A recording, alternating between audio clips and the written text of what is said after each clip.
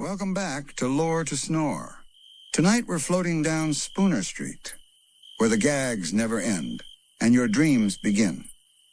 Before the world knew the name Peter Griffin, before his white shirt and green pants lumbered through Quahog, leaving trails of half-baked schemes and cutaway gags, there was a simple drawing on an old college sketch pad. It was the mid-1990s. Seth MacFarlane, a student at the Rhode Island School of Design, was restless, balancing his studies with a mind brimming with voices, punchlines, and doodles that seemed to scribble themselves into existence when he wasn't looking. Out of that sketchbook, Larry was born.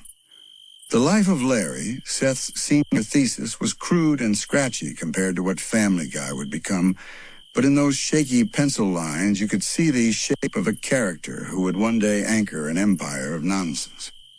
Larry was older, balder, and more beaten down by life than Peter, but the DNA was there. The voice, almost identical. The dry mumbling. The clueless commentary on modern life. The bone-headed decisions made with a dumb smile. If you watched the life of Larry today, you'd notice it immediately a proto-Peter, clumsily animated, but already carrying the same blue-collar charm. He wasn't special. He wasn't smart. And he didn't care that you knew it. That right there was the core of what Seth found so funny. Larry, and soon Peter, wasn't a role model. He was a stand-in for every dad on the couch who fell asleep with a bag of chips on his stomach while the TV droned on. Seth had grown up watching the Flintstones, All in the Family, The Simpsons. He knew the dumb dad was as old as television itself. Fred Flintstone bumbling around bedrock, Archie Bunker grumbling in his easy chair, Homer Simpson drooling at the nuclear plant. But Larry was Seth's twist on the type. Less angry than Archie, dumber than Fred, more suburban than Homer. A man too lazy to notice how lazy he was, yet strangely likable for it. In Larry Steve, the idea sharpened. Larry now had a talking dog, Steve, a wisecracking voice of reason, who would later become Brian. The pair existed in a world that felt both normal and surreal. Larry did something stupid. Steve pointed it out. Larry ignored him. A rhythm that would repeat, nearly word for word, years later when Peter Griffin tried to teach Brian to do his taxes, or make some harebrained scheme work. These early shorts, scribbled by a college kid just trying to pass a class, would soon be Seth's golden ticket. The concept was so simple that it made sense to everyone who saw it. What if we took this clueless everyman, gave him a mouthy dog, a long-suffering wife, and an American suburb bursting with nonsense? What if we made the sitcom Dad the star and the punchline? It was risky even then. Larry wasn't exactly likable in the traditional sense. He was checked out, selfish and dumb as bricks, but behind that dull grin was Seth's razor-sharp commentary on American suburban life. That was the magic. The man on the couch was the joke. This proto-Peter didn't just appear overnight. Seth spent hours hunched over drawing boards, trying to nail the eyes, the gut, the voice. He'd walk around RISD's hallways, muttering Larry's lines under his breath, shaping the sound that would become Peter's unforgettable whiny drawl. He didn't know it yet, but he was building a character so stubbornly dumb he'd become timeless a man out of step with his family, yet oddly the glue that held them together. When the life of Larry and Larry Steve finally got seen outside RSD, it was on What a Cartoon, Cartoon Network's testing ground for weird ideas. Suddenly, this crusty prototype dad was beaming into living rooms. The audience didn't know they were watching the ghost of Peter Griffin forming before their eyes, but the DNA was there in every half-finished joke and awkward pause. Underneath it all was the simplest truth. Peter Griffin was never meant to be some grand satire. He was Seth's way of poking at American comfort, the couch, the beer, the TV remote. A man who wanted nothing more than to be left alone to stew in his own idiocy. The idea was both cruel and comforting, funny because it was true because it was funny.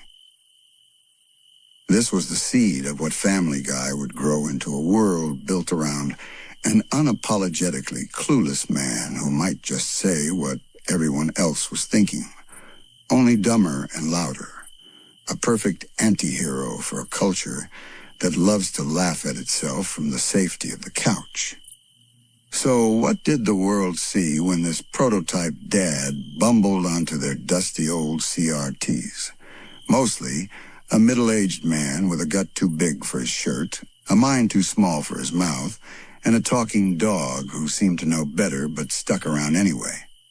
If you squinted, and if you'd been marinating in sitcom reruns since the 60s, you'd spot the familiar DNA. The clueless husband, the smarter sidekick, the family chaos. But Larry was a raw sketch of what Peter would become, a test balloon drifting through the cable airwaves at 2 a.m. And the thing about test balloons is, sometimes they crash, sometimes they float. Larry floated just far enough. Seth got a nibble from Hanna-Barbera, the Saturday morning cartoon kingdom, and found himself scribbling Johnny Bravo jokes by day while tweaking Larry's blank stare by night. He'd pitch ideas, draw cells, and do voices in the bathroom mirror when nobody was looking. Meanwhile, Peter Griffin's soul, that deep, bumbling spirit, simmered quietly on Seth's back burner.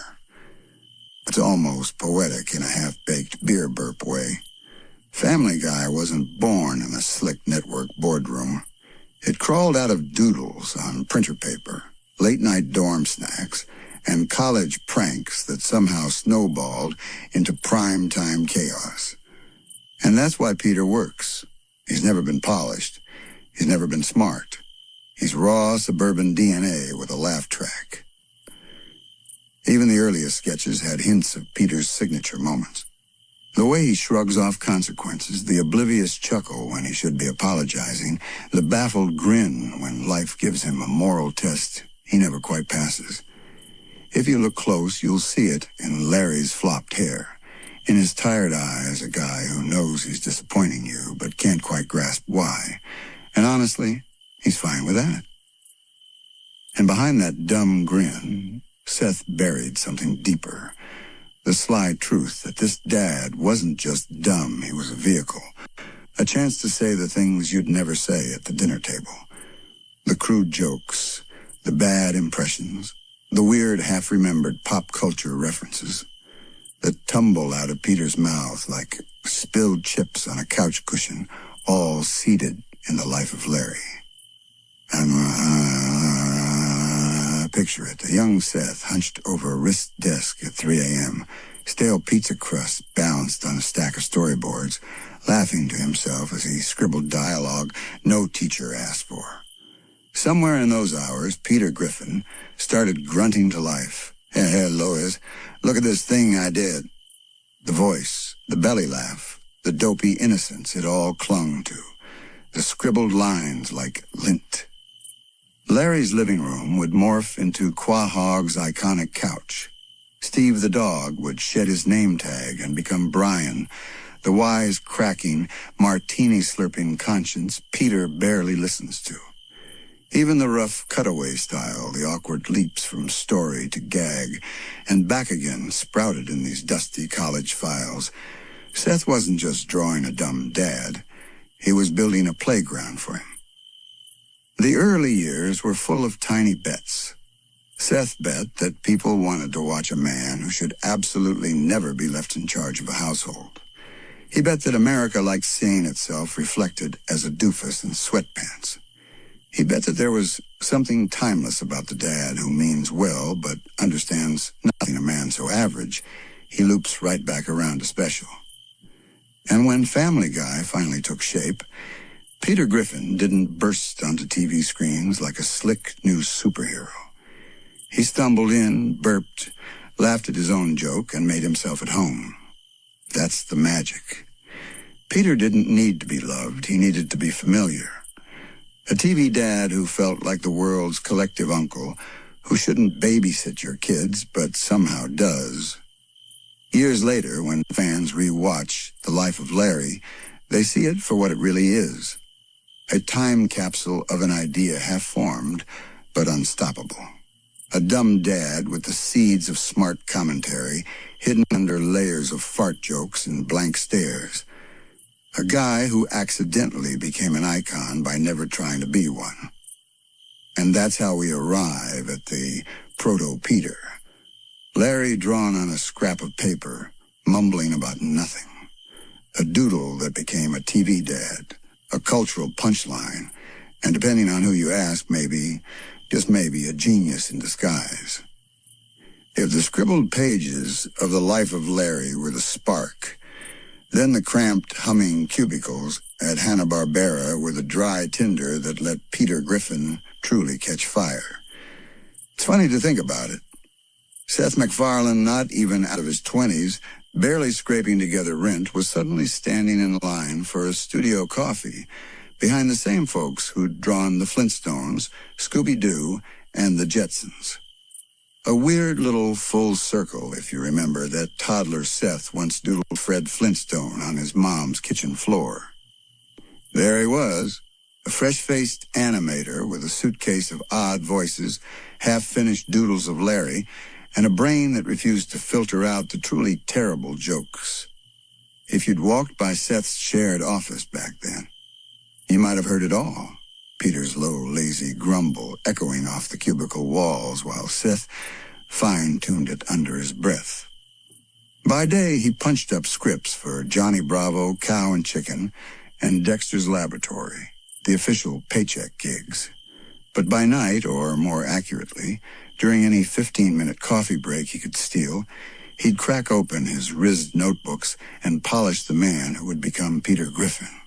Sometimes he'd test the voice with coworkers in the break room, mumbling the now familiar, "Lois," while stirring powdered creamer into bad vending machine coffee. And here's where the raw prototype finally started to get layers. Larry was just a skeleton, a loose idea of the clueless dad.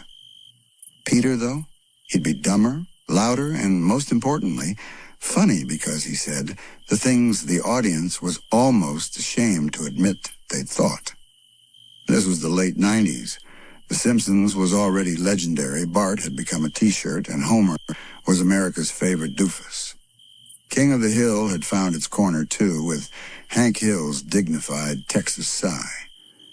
So how do you add another dumb dad to TV without getting lost in the static? Seth's gamble was to go lower. Make Peter less reliable than Homer, less dignified than Hank, a man so bafflingly thoughtless that he circles back to being weirdly honest. Peter Griffin wasn't a father figure. He was the worst possible grown-up, and the best possible excuse for a joke. People close to Seth at the time say he'd pull friends aside at parties, sketchbooks under one arm, soda in hand, and corner them with crude impressions. What if this guy, right, he's like your dad, but worse. He thinks he's smart. He says all the stuff you'd never say in front of your mom. He's not mean, just dumb. But it works. Then Seth would drop the voice, pitch perfectly. That New England mumble, half mush mouth, half irritating guffaw. The genius, if you want to call it that, was how Seth twisted Larry's skeleton into Peter's meat. He gave him a recognizable accent, the soft Rhode Island drawl, plucked right out of Seth's own hometown. He puffed him up with clueless confidence. He borrowed jokes from his dad, his neighbors, the guys he'd overheard at the town bar. Bit by bit, the prototype dad got fatter, dumber, and more bulletproof. Seth layered in the cutaway gags, the left-turn non-sequiturs, the impossible situations that let Peter break reality every time he opened his mouth. Larry had been a slice-of-life cartoon. Peter would be a living hand grenade. When Seth finally got that famous Family Guy pilot deal from Fox, a story so mythical, we'll blow it wide open in Chapter 2. The first thing the suits asked was, "So what exactly is this dad supposed to be?" Seth didn't flinch. He pitched Peter as America's least responsible dad. Blue collar, beer in hand, no filter, no lessons learned. A man who'd let you down but make you laugh. That pitch worked. Fox greenlit the cheapest test run they'd ever risked on an animated show, just $50,000 for a hand-drawn pilot mostly made in Seth's apartment. Picture it. Seth hunched over stacks of paper, coffee rings on his storyboard sheets, a beat-up TV buzzing with the Simpsons reruns in the background while he whispered, "Hey, Lois," at 2 a.m. again and again. It was rough, scratchy, off-key. It was perfect. Peter Griffin was alive, just smart enough to say something stupid, just dumb enough to get away with it, and charming enough to survive 1,000 jokes about himself. And once Peter shuffled onto that tiny, low-budget pilot, beer belly first, there was no turning back. Larry might have been Seth's sketchbook experiment, but Peter was about to crash headlong into America's living rooms, and for a brief, weird moment, nobody knew if people would laugh, panic, or both. So there Seth sat, 20-something, over-caffeinated, underpaid, and armed with a single question that would shape late-night reruns for decades to come. How stupid is too stupid? Because if Peter was just dumb, he'd be forgettable. If he was too mean, he'd be a villain. A sweet spot, a golden strip where his brain cells wander off, but his heart tries to keep up. Somewhere in that sticky Rhode Island apartment, Seth figured it out. He leaned hard into the contradictions. Peter is the worst husband on TV, yet Lois stays. He's a terrible father, yet Stewie's genius mind has his DNA. He's a loudmouth with half-baked ideas, but every time he trips over his own words, you catch a glimpse of that accidental honesty that makes you say, "Wait, did he just say what I was thinking?" The first scratch pilot was rough. Animators, mostly Seth himself, flipping pages in his living room while his TV flickered. The Simpsons in the background. He'd voice Peter, Brian, Stewie, basically the entire town of Quahog, into a beat-up tape recorder balanced on a stack of takeout boxes.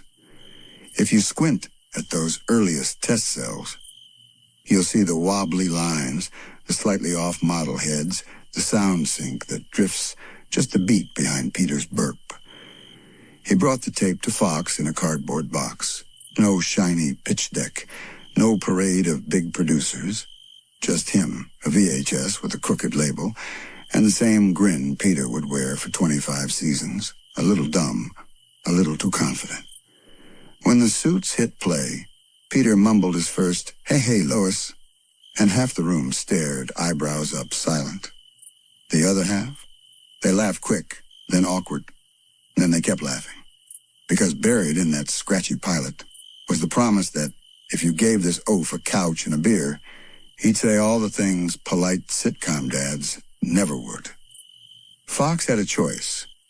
Keep riding the safe train, The Simpsons was still minting money, or roll the dice on an unpolished, cheap-looking cartoon where a father figure tells his wife she looks hot while eating fried chicken shirtless on the couch. They went with the dice. Barely. And Seth?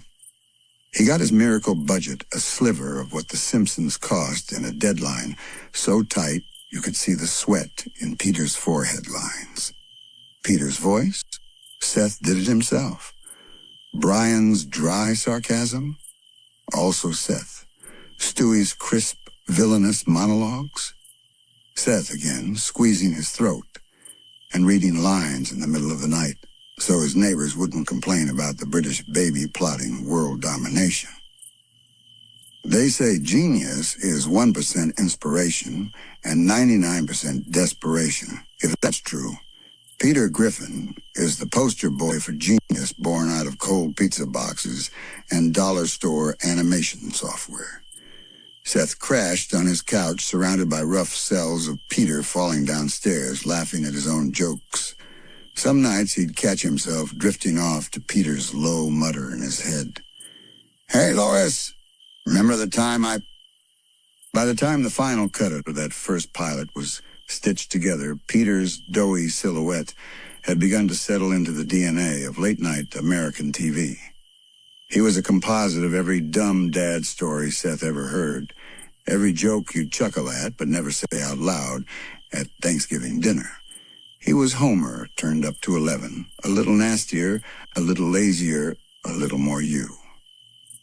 And when they test-screened that pilot for real people, unsuspecting TV audiences who didn't know they were about to meet a dumb dad with the worldview of a half-drunk uncle, the reactions were polar opposites. Some folks got it instantly. "This is hilarious, he's awful, I love it." Others shifted uncomfortably in their seats, unsure if they were watching genius or garbage. And that's when Seth knew he had it. He didn't want everyone to love Peter. If everyone loves him, he's not Peter. The secret sauce is that half the room wants to strangle him while the other half wants him to keep talking. That tension? That's the reason you keep watching at 2 a.m. when you should be asleep. Peter was built to be an unstoppable force of chaos. One foot in sitcom tradition, the other in outright sabotage. A middle finger to the networks that wanted every punchline safe and clean.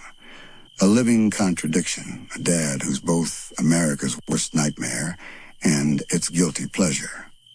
As the final pilot reel spooled out, the animators, mostly Seth and a handful of caffeine-wired freelancers, sat cross-legged in their cramped studio, whispering jokes about whether Fox would even air it. If they didn't, well, Peter would just exist forever in a dusty box of sketch cells. But if they did, well, if they did, then one late January night in 1999, right after the biggest sports event in America, the Super Bowl, a sloppy, mumbling dad from Quahog, Rhode Island, would interrupt polite living rooms everywhere. He'd belch out a half-thought, fail to apologize, and cement himself forever in the American TV landscape. And that's where our next chapter picks up the Super Bowl gamble that turned a dumb dad into a pop culture legend. Or so the story goes when you're drifting off to the soft hum of TV static, half listening to Peter mutter, "Hey, Lois, remember the time I ruined broadcast TV?" It sounds like a fever dream now, but back then, Seth MacFarlane and his scrappy band of animators sat hunched in their half-lit studio, empty pizza boxes stacked beside flickering monitors waiting for the call. The Super Bowl slot? It wasn't just the big break, it was the break.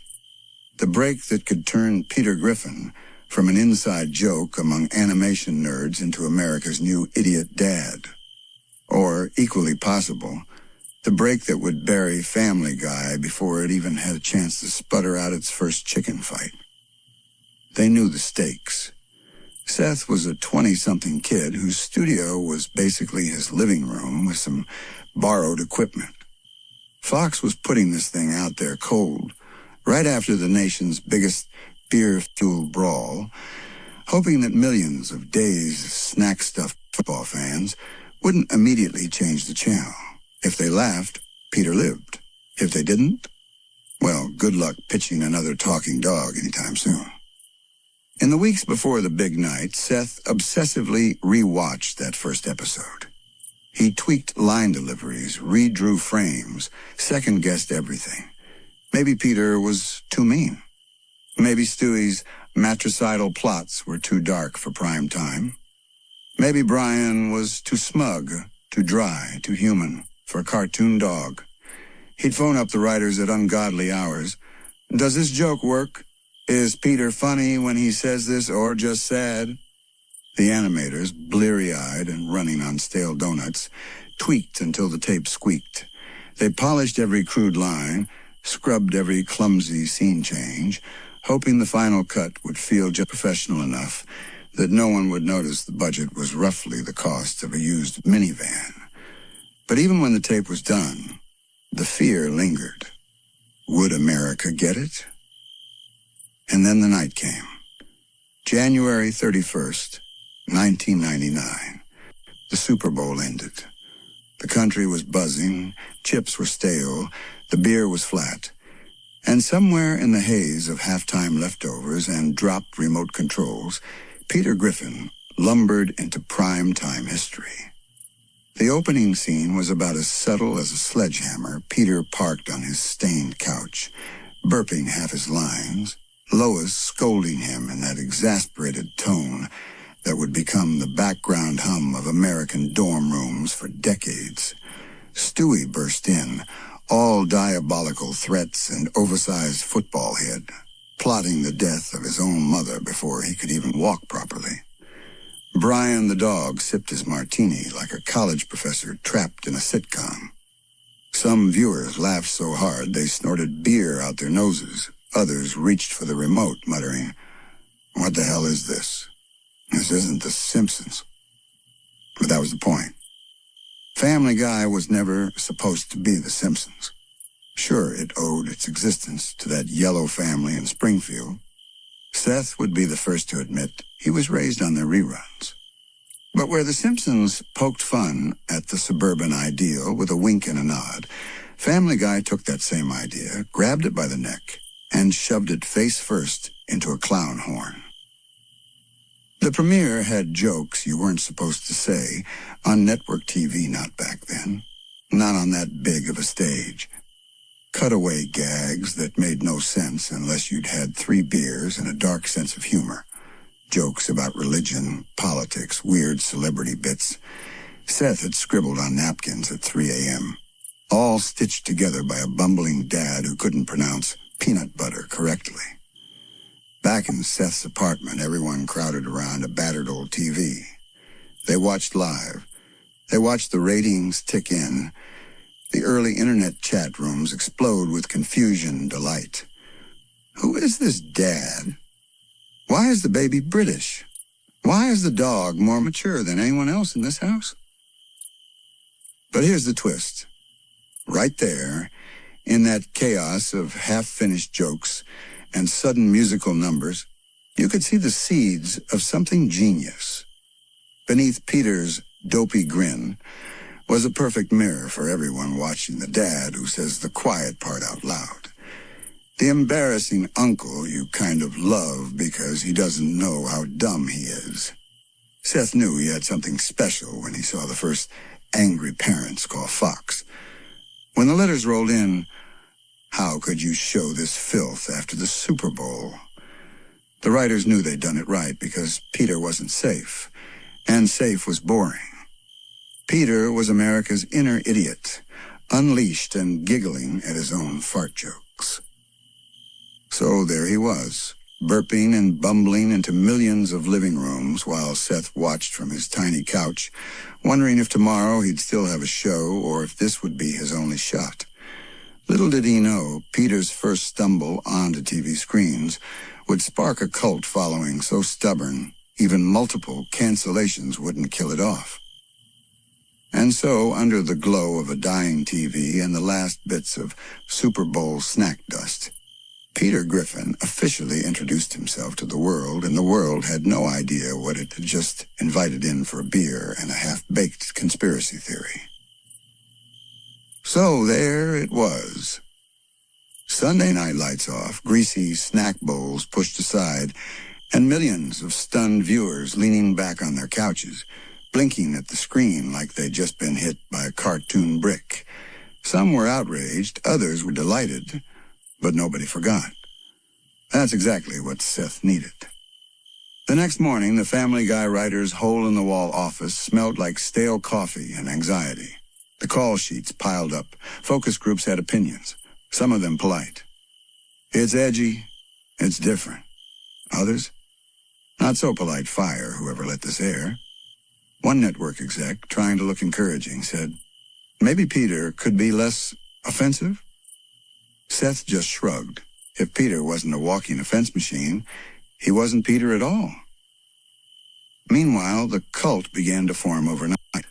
College dorms, the real testing ground for edgy TV, replayed that grainy premiere on battered VHS tapes. Early message boards blew up. Who's the dad with the giant chin? Did the baby really just threaten his mom with a laser gun? It spread like a slow, weird fire. Nobody was totally sure they liked it yet, but they definitely couldn't look away. Inside Fox, though, the mood was tense. The ratings? Good, but not Simpsons good. The censors? Mildly horrified. The advertisers? Confused, but intrigued. They'd gambled their cushiest post-Super Bowl slot on a cartoon dad in green pants who giggled at fart jokes and made off-color remarks about sacred cows, literal and figurative. For Seth, it was sink or swim. He knew Fox had the axe ready. The budget was razor thin. Every episode was an exercise in duct tape and caffeine. If the next few weeks didn't hold the audience, Peter would be packed off to cartoon purgatory alongside all the other pilots that never saw daylight again. So what did they do? Did they clean Peter up? Make him polite? Turn Stewie's homicidal monologues into baby babble? Nope, they doubled down. The second episode? Weirder. The third?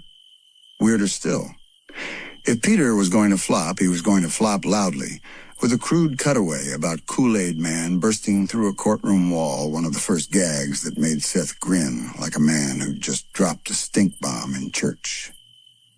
And the audience, bless them, ate it up.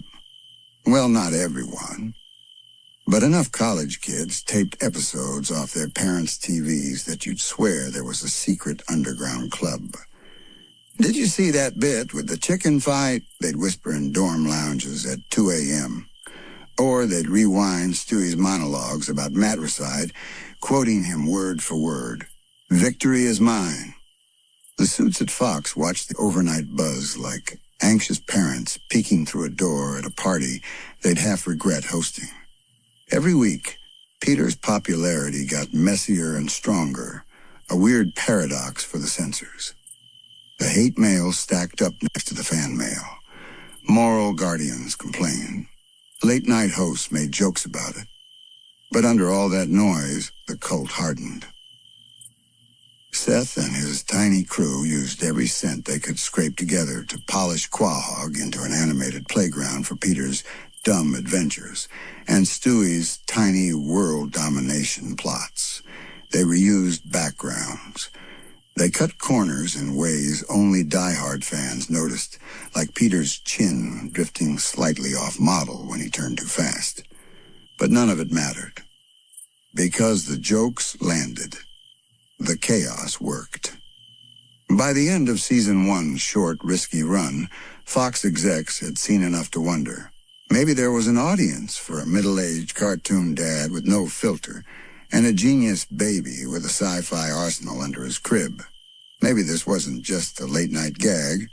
Maybe this was lightning in a beer bottle. Except lightning's tricky. The numbers were okay, not stellar. The backlash was louder than Seth's tiny crew had planned for. And behind the scenes, the axe was already getting sharpened, because Peter Griffin, for all his idiocy, had done the unthinkable. He divided America. When you divide an audience that violently, something funny happens. People tune in just to hate it. Others tune in to quote it. And some tune in to see if Peter will say something even worse next week. All of that keeps a show alive, barely on sheer curiosity. Back in the writer's room, Seth knew he'd bought himself a little time. If they could ride this chaos, lean even harder into Peter's recklessness, and twist the knife just enough to stay fresh, maybe, just maybe, they'd stick around longer than the first handful of episodes. It didn't hurt that Peter wasn't alone. By now, Stewie's brainiac threats and Brian's dry one-liners were mini legacies in the making. Lois, the secret backbone, the only sane person in Quahog, holding Peter's dumb world together by sheer size and a glass of wine. Meg and Chris? Well, Meg and Chris were along for the ride, getting dunked on by their own family, turning awkward silence into a punchline that would live forever in Family Guy memes. So there they were, a dysfunctional pack of half-broken, sitcom cliches wrapped in Seth's paper-thin budget, battling the censors, clinging to that late-night slot like a raccoon with a half-eaten sandwich. And somehow, it was working. And as the final episode of that fragile first season sputtered to life, a new rumor started to whisper around Fox headquarters that maybe Peter Griffin was about to be canceled anyway. Or maybe, just maybe, he'd claw his way into a second season. It would come down to a single decision, a handful of audience surveys, and the strangest underdog cult fandom TV had ever seen. So cue the ominous music, because if you think Peter's debut was messy, you haven't seen what happens when you tell America's dumbest dad you're canceled. When the first cancellation came knocking, it didn't roar in with a giant announcement. It arrived like a passive-aggressive note left on the kitchen counter. We should talk.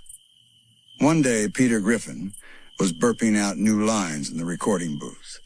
The next, Seth was sitting across from a Fox executive in a cold conference room, staring at numbers that didn't quite add up. The ratings had dipped.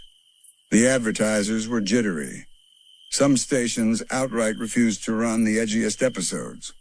Moral watchdog groups had started to notice that their teenagers were quoting Stewie's death threats at the dinner table.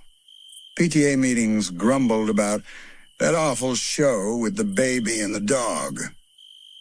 Meanwhile, Seth's little ragtag team, the writers, the storyboard artists who'd drawn half the season, on 3 hours of sleep and stale Chinese takeout, knew what this smelled like. They'd seen the graveyard of shows before. Good, bad, weird, genius didn't matter. TV didn't care how good your baby was if the ratings slipped and the sponsors got nervous. So one gray afternoon, someone in a corner office made the call. Family Guy was officially on the chopping block. Not dead yet, but the vibes were unmistakable. The late-night cartoon that had squeaked by on edgy jokes and stoner dorm room replays suddenly found itself under the harshest studio light of all. Cold, corporate cost-cutting. Seth heard the first rumors before the writers did. He tried to play it cool, telling the team, "Don't panic, we're fine. We'll push the next pitch. They'll see what we can really do." But behind the scenes, his fingers drummed holes in his jeans. Because if the axe fell now, that was it. No more Peter. No more Quahog. No more chance for a weird baby with an English accent to rant about world domination. So how do you keep hope alive when the blade's already halfway down? Well, if you're Seth MacFarlane, you double down on the dumbest dad in America again. The writers leaned in even harder. Jokes got wilder. Cutaway gags got riskier. Peter's stupidity got turned up another notch. If they were going out, they were going out loud. In the background, though, something unexpected was bubbling up. The fans. Back then, there was no TikTok, no Twitter hashtags trending #Save Family Guy. But there were college dorms, VHS tapes, bootleg DVDs passed from roommate to roommate like sacred contraband. Some kids stayed up until 2 a.m., blurry-eyed in the glow of their tiny box TVs, just to record reruns when local affiliates bothered to air them. They'd trade tapes the next day. Did you get the one where Peter fights the giant chicken for 5 minutes straight? Yeah, that one. Rewind it, play it again. It was the same word-of-mouth magic that once made cult hits out of Monty Python and late-night sketch shows. Except now, it was a suburban dad in green pants embarrassing his entire animated family for the entertainment of insomniacs and frat boys. The best part? Fox didn't really see it, not at first. They were looking at Nielsen boxes, advertising dollars, focus group notes that said, "Too crude, too weird, too much Stewie with guns." Didn't see the bootlegs piling up in dorm rooms. They didn't hear the late-night laughter echoing down campus halls. So the axe swung once, twice, but each time, the show somehow lurched forward. A half-season order here, a weird time slot there. They'd bury Peter Griffin at 11:30 p.m. on a Tuesday and still find out the next week that someone, somewhere, was tuning in just to see if Stewie would finally win. Seth watched this happen with a mix of terror and amusement. He'd read the headlines. Family Guy axed. Family Guy saved. Family Guy doomed. It was like Quahog was built on a seesaw, tipping back and forth depending on who was yelling loudest that week. Meanwhile, the cast and crew became like a secret society. If you were in the room when they recorded, you knew the vibe. You'd see Seth jump from Peter's voice to Stewie's threat to Brian's deadpan quip without missing a beat. The booth itself became a shrine, a place where they squeezed every last joke out before the suits upstairs could slam the door shut. And it worked. Sort of. Because even when the official axe finally came down, the cult never died. Fox buried Family Guy once, twice, maybe even 3 times, depending on how you count the reruns that refused to die. But Peter Griffin, that eternal dumb dad, just kept bumbling back onto screens. Why? Because the kids in the dorms kept rewinding the tapes. The weirdos in their basements found bootleg DVDs.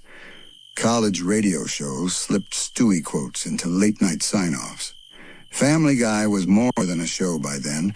It was a secret handshake for anyone who liked their cartoons rude, reckless, and just smart enough to make you choke on your beer.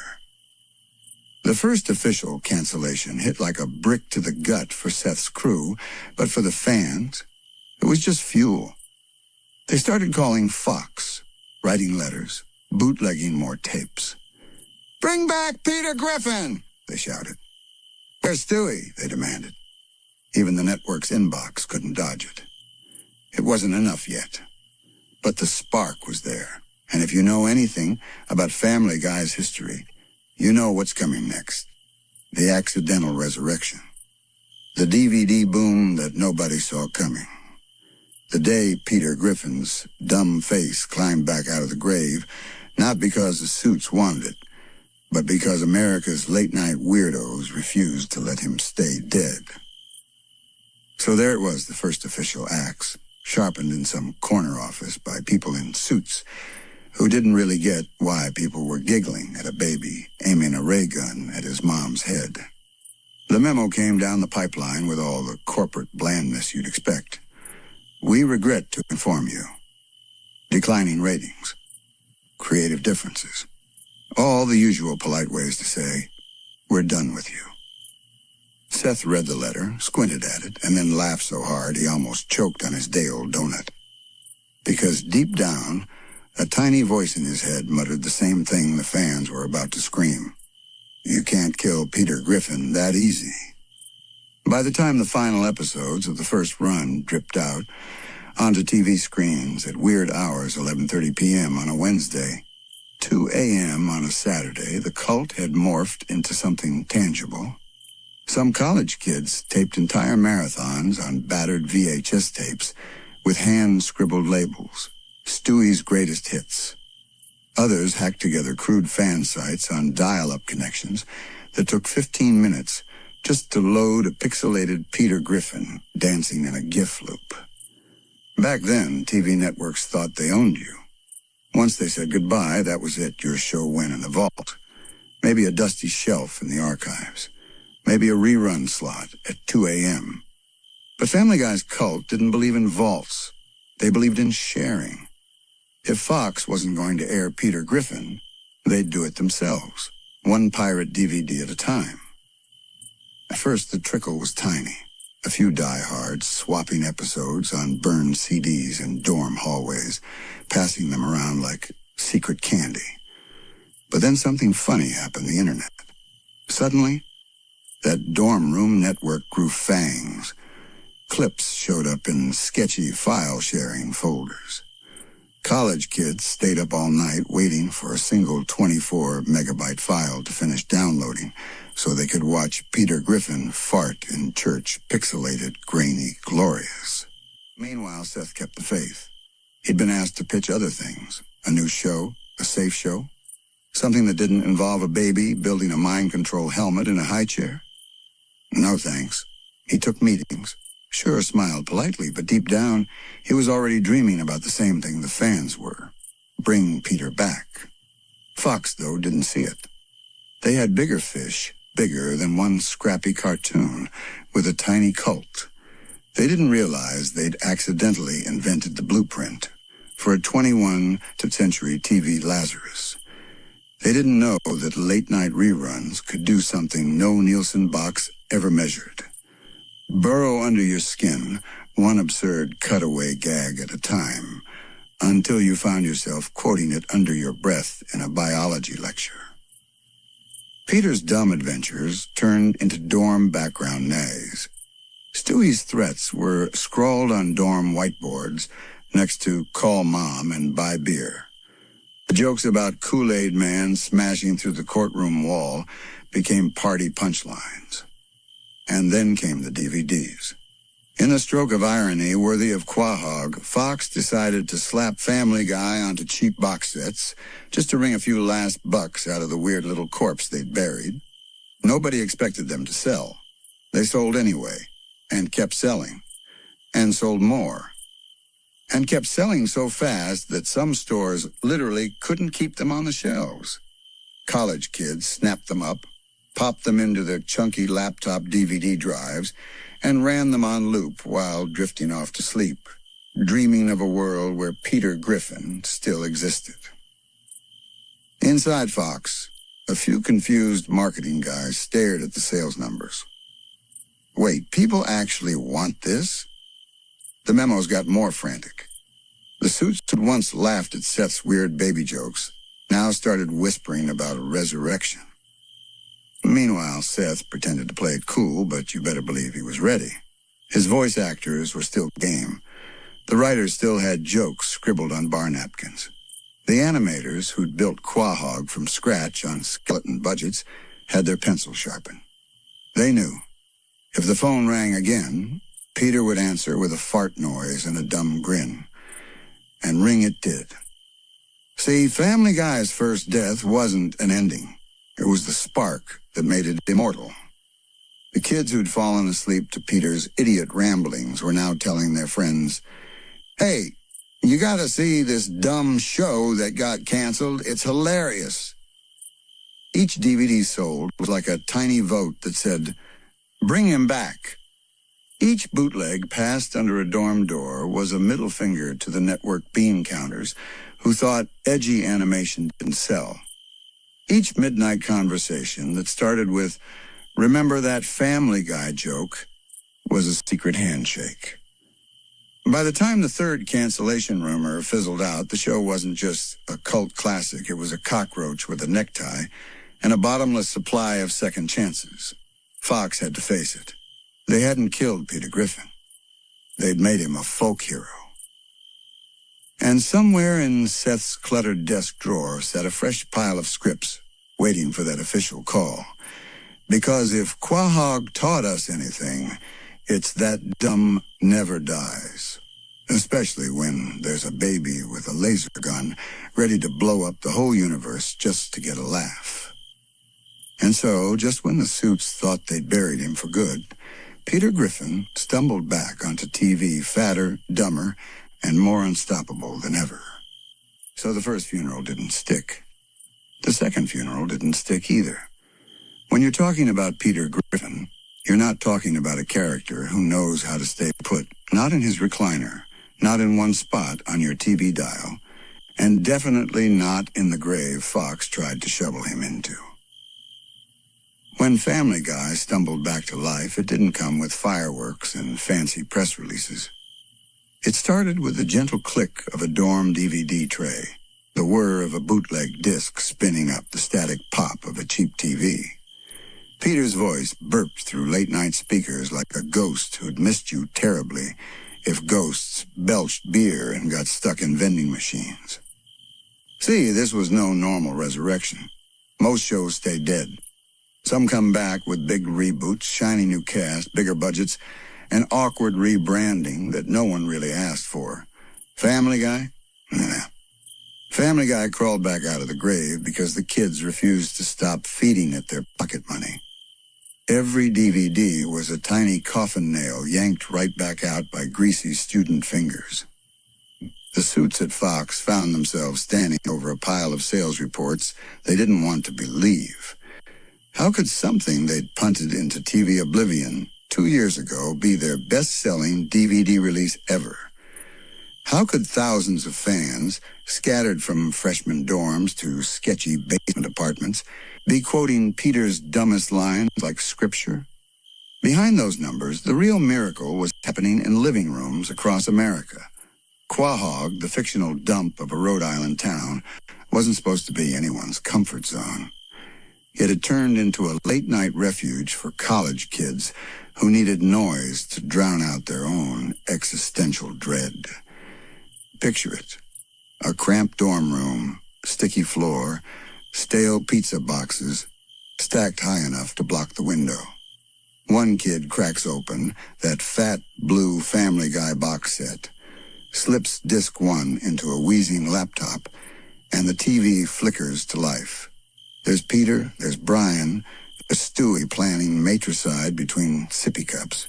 For an hour or 2 or 5, you're not worrying about your midterms or your student loan debt or whether your roommate's going to borrow your socks again. You're in Quahog, baby, where the dumb jokes keep coming, and nobody cares if you laugh too loud at 3 a.m. Seth MacFarlane watched this comeback happen with an outsider's grin. He'd pitched the show once in his early 20s, scared stiff that the suits wouldn't get his twisted humor. Now the same suits were calling him up like, "Hey, buddy, about that dumb dad of yours. Any chance you want to, do more?" Seth didn't hesitate. He called the voice cast. He called the writers. He called anyone who'd ever doodled Quahog's picket fences or storyboarded Stewie's rocket launcher. They came running back, scripts in hand, coffee in veins, ready to crank out a second life for the dumbest sitcom family in animated history. For the fans, it was like seeing your weird uncle you thought had disappeared down the block forever, suddenly banging on your door with a six-pack and a brand new terrible story to tell.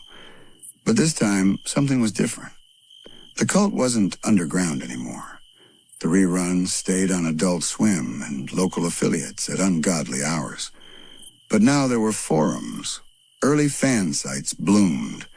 Entire message boards lit up with Stewie memes, Peter quotes, endless debates over which cutaway gag was the GOAT. It didn't matter that the animation still looked like it had been colored at 3 a.m. in a basement, because, well, it kind of had. It didn't matter that some jokes tiptoed past bad taste and dove straight into "please don't tell Mom I'm watching this" territory. That was the point. If you were in on the joke, you were part of the tribe. Meanwhile, the DVD sales kept surging. Every college town big box store that stocked Family Guy Season 1 found itself unpacking fresh crates every weekend. Seth's creation became a litmus test. If you knew what freaking sweet meant, you probably also knew how to kill a keg and ace a pop culture trivia night. Fox scrambled to act like they'd planned this all along. Suddenly, Peter was back on billboards, Stewie's smirk plastered on bus stops, Brian's deadpan mug floating through TV ads late at night. They didn't market it like a shiny new show. They marketed it like your rude, rowdy friend who'd just been let back into the bar after getting banned for puking on the jukebox. The writers came back with a vengeance. They leaned into every risky cutaway, every line that made censors sweat. If the first run had been tiptoeing toward chaos, the resurrection stomped over that line and made it a personal mission to see how many watchdog groups they could rile up before lunch. Peter's idiocy got bigger. Stewie's schemes got darker. Brian's dry sarcasm got sharper. A half step ahead of the audience that thought a talking dog should be the voice of reason. Lois got more exasperated. Meg, bless her heart, got roasted even harder. And Chris? Chris stayed Chris sweet, clueless, and accidentally perfect. The cult cheered them on, episode by episode, rerun by rerun. Some nights, Family Guy would pull numbers that made the execs blink twice. How did a canceled cartoon get bigger after it died? Because dumb never dies. Because Peter Griffin was more than a character, he was a vibe. A weird, beer-soaked, off-key karaoke vibe that made you laugh even when you knew you shouldn't. And so the resurrection rolled on. Quahog's gates swung open once more. The dumb dad with the green pants and the permanent, huh, expression planted himself back on your couch, and this time he wasn't leaving without a fight. By the time the second wave of Family Guy hit living rooms, the cult wasn't some late-night dorm room secret anymore. It was a full-blown underground network with one mission: never let Peter Griffin die again. The DVDs did their job. So did the reruns, beaming out from Adult Swim like a pirate radio signal for every college kid who couldn't sleep. If you stumbled home drunk at 2 a.m., eyes blurry, fridge empty except for that one sad hot sauce packet, guess what was waiting for you? Peter Griffin. Dumb, loud, timeless. The fans did their job too, and their job was louder than any marketing plan Fox could cook up. College kids started slipping Family Guy quotes into their aim-away messages. High school kids doodled Stewie's football head in the margins of algebra notes. Early YouTube clips ripped from scratchy DVDs, re-uploaded in 240p with giant watermarks spread like wildfire. Even the people who didn't get Family Guy found themselves knowing it by osmosis. Maybe they rolled their eyes when they heard Peter say freaking sweet for the 1,000th time. But they knew. They knew because the jokes burrowed into pop culture like a tick that refused to come out. Meanwhile, the writer's room was buzzing like a beehive made entirely of bad ideas and beer fumes. Seth knew the second chance had to be bigger, weirder, riskier, because what did they have to lose? They'd already been canceled twice. If they got the boot again, they'd just come back. Quahog was the cartoon Bermuda Triangle. Dump your ship there. It'll drift right back onto shore next season. So they pushed it. The jokes got sharper. The cutaways got wilder. The musical numbers got weirder. Peter fought a giant chicken again and again, and fans didn't care if it made no sense. It was dumb. Dumb was the point. Out there in the wild, Family Guy's rebirth turned casual watchers into diehards. Whole friend groups bonded over late-night marathons, the kind where you'd pass out on a stained futon at 5 a.m., wake up at 8, and the DVD menu was still looping Peter's laugh like a broken record. College dorm whiteboards filled up with half-finished Peter doodles and quotes scribbled under passive-aggressive, do-your-dishes notes. If you didn't have a Stewie sticker on your laptop, did you even really go to college in the 2000s?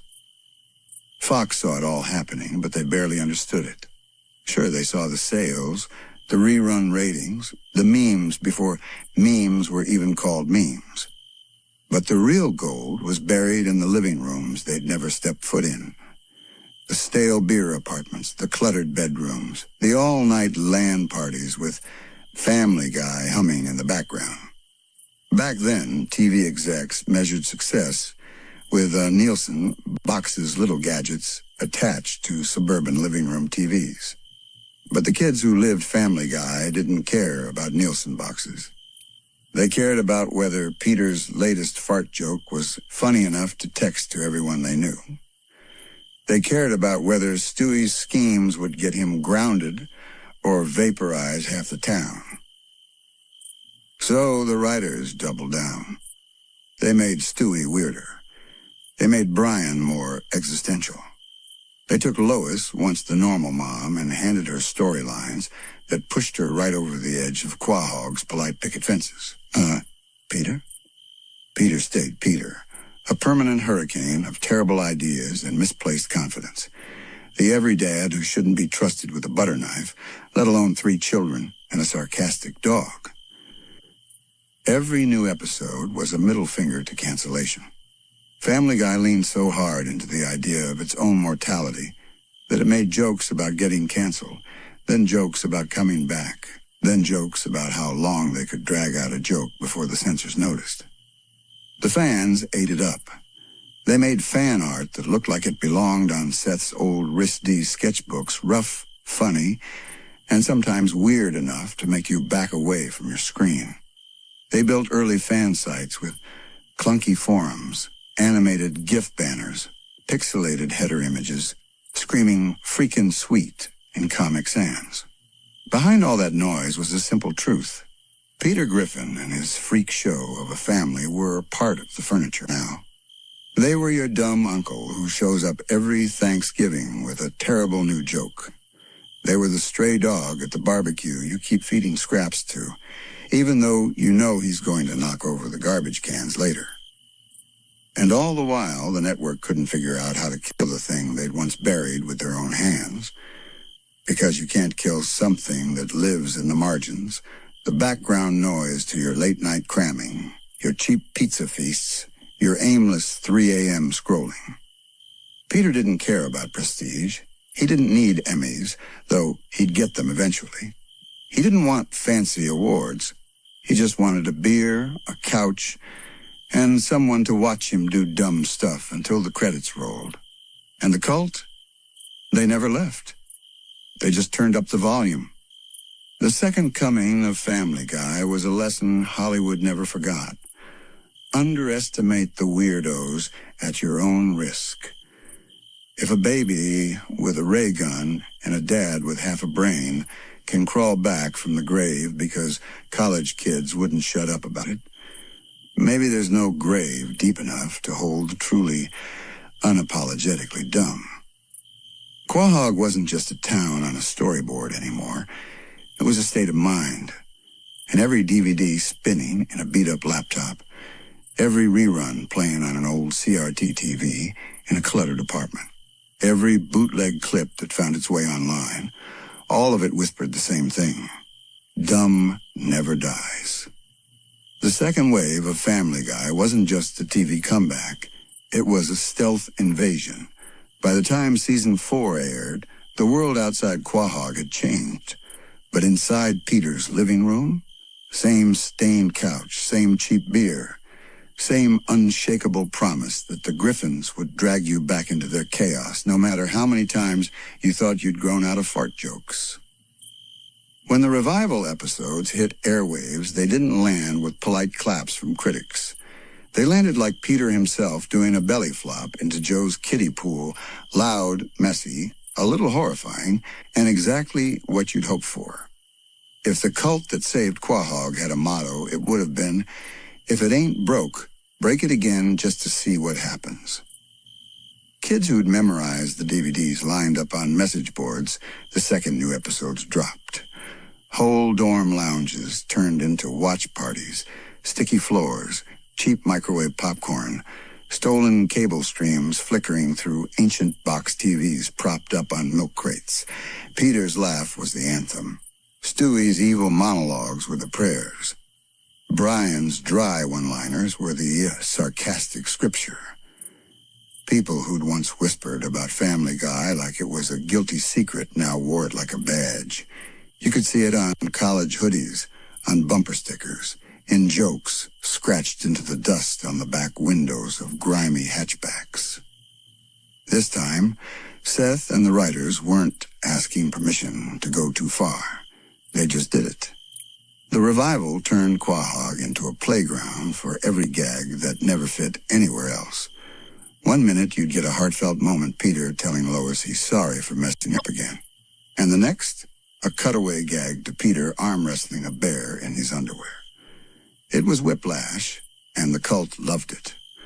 The new episodes doubled down on the old magic. Random, offensive, fearless. If someone called it lowbrow, the fandom called it perfect. If watchdog groups clutched their pearls, the cult went out and bought more DVDs just to say thank you. Peter Griffin became more than a dad. He was every bad idea you wished you'd had the guts to try. He was the voice you shouldn't listen to, but secretly did. He was your excuse to laugh when you weren't supposed to, a walking, talking permission slip for idiocy. One dorm, legend says, threw a Peter party every Thursday when the new season hit. A half-dozen kids crammed into a two-bedroom apartment with a single ancient tube TV. They dressed like Peter, green sweatpants, white button-ups, fake glasses. They drank cheap beer and yelled, "Freaking sweet!" at each other every time Peter did something so dumb it looped right back to genius. Meanwhile, the network that killed the show once watched the new numbers pour in like a golden waterfall they didn't deserve. Merch flew off shelves, Stewie mugs, Brian plushies, DVDs that fans double-dipped on just because the cover art changed. The reruns fed the new seasons. The new seasons made the reruns feel fresh again. Some fans even bragged about how they were the reason the Quahog lived. They were half right. If not for the late-night cult, Peter's second death would have stuck. Instead, that dumb dad stayed glued to your TV, a sitcom cockroach refusing to die, refusing to grow up, refusing to say, "I'm sorry for getting you in trouble for repeating his jokes at the worst possible times." And Peter's world, it bloomed. The characters who once felt like background noise quagmire, Cleveland. Joe stepped into the spotlight. Quagmire's innuendo got raunchier. Cleveland's deadpan got deeper. Joe's constant bad luck turned him into a cult hero for every kid who felt like life was one big cosmic prank. But no matter how big the cast swelled, Peter stayed the bloated heart pumping dumb blood through the show. He was the glue. Or maybe the chewing gum stuck under the coffee table. Either way, you couldn't scrape him off if you tried. Late-night talk shows started treating Family Guy like a pop culture zombie. Reporters asked Seth MacFarlane how it felt to make a show so dumb and so smart at the same time. He'd smirk that half-smirk, sip his coffee, and drop a line about how Family Guy was just good old-fashioned nonsense with a soul.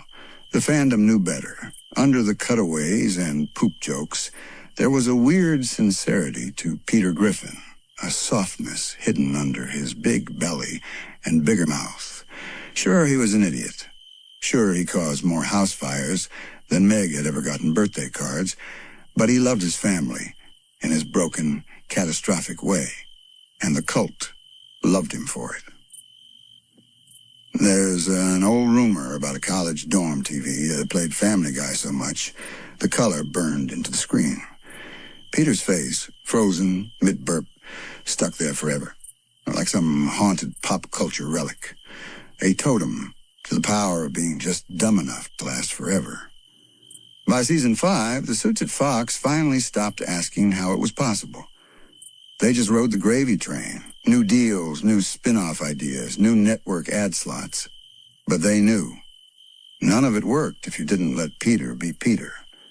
Loud, lazy, loyal, and so blissfully, brilliantly stupid that you could see your worst impulse in him and laugh.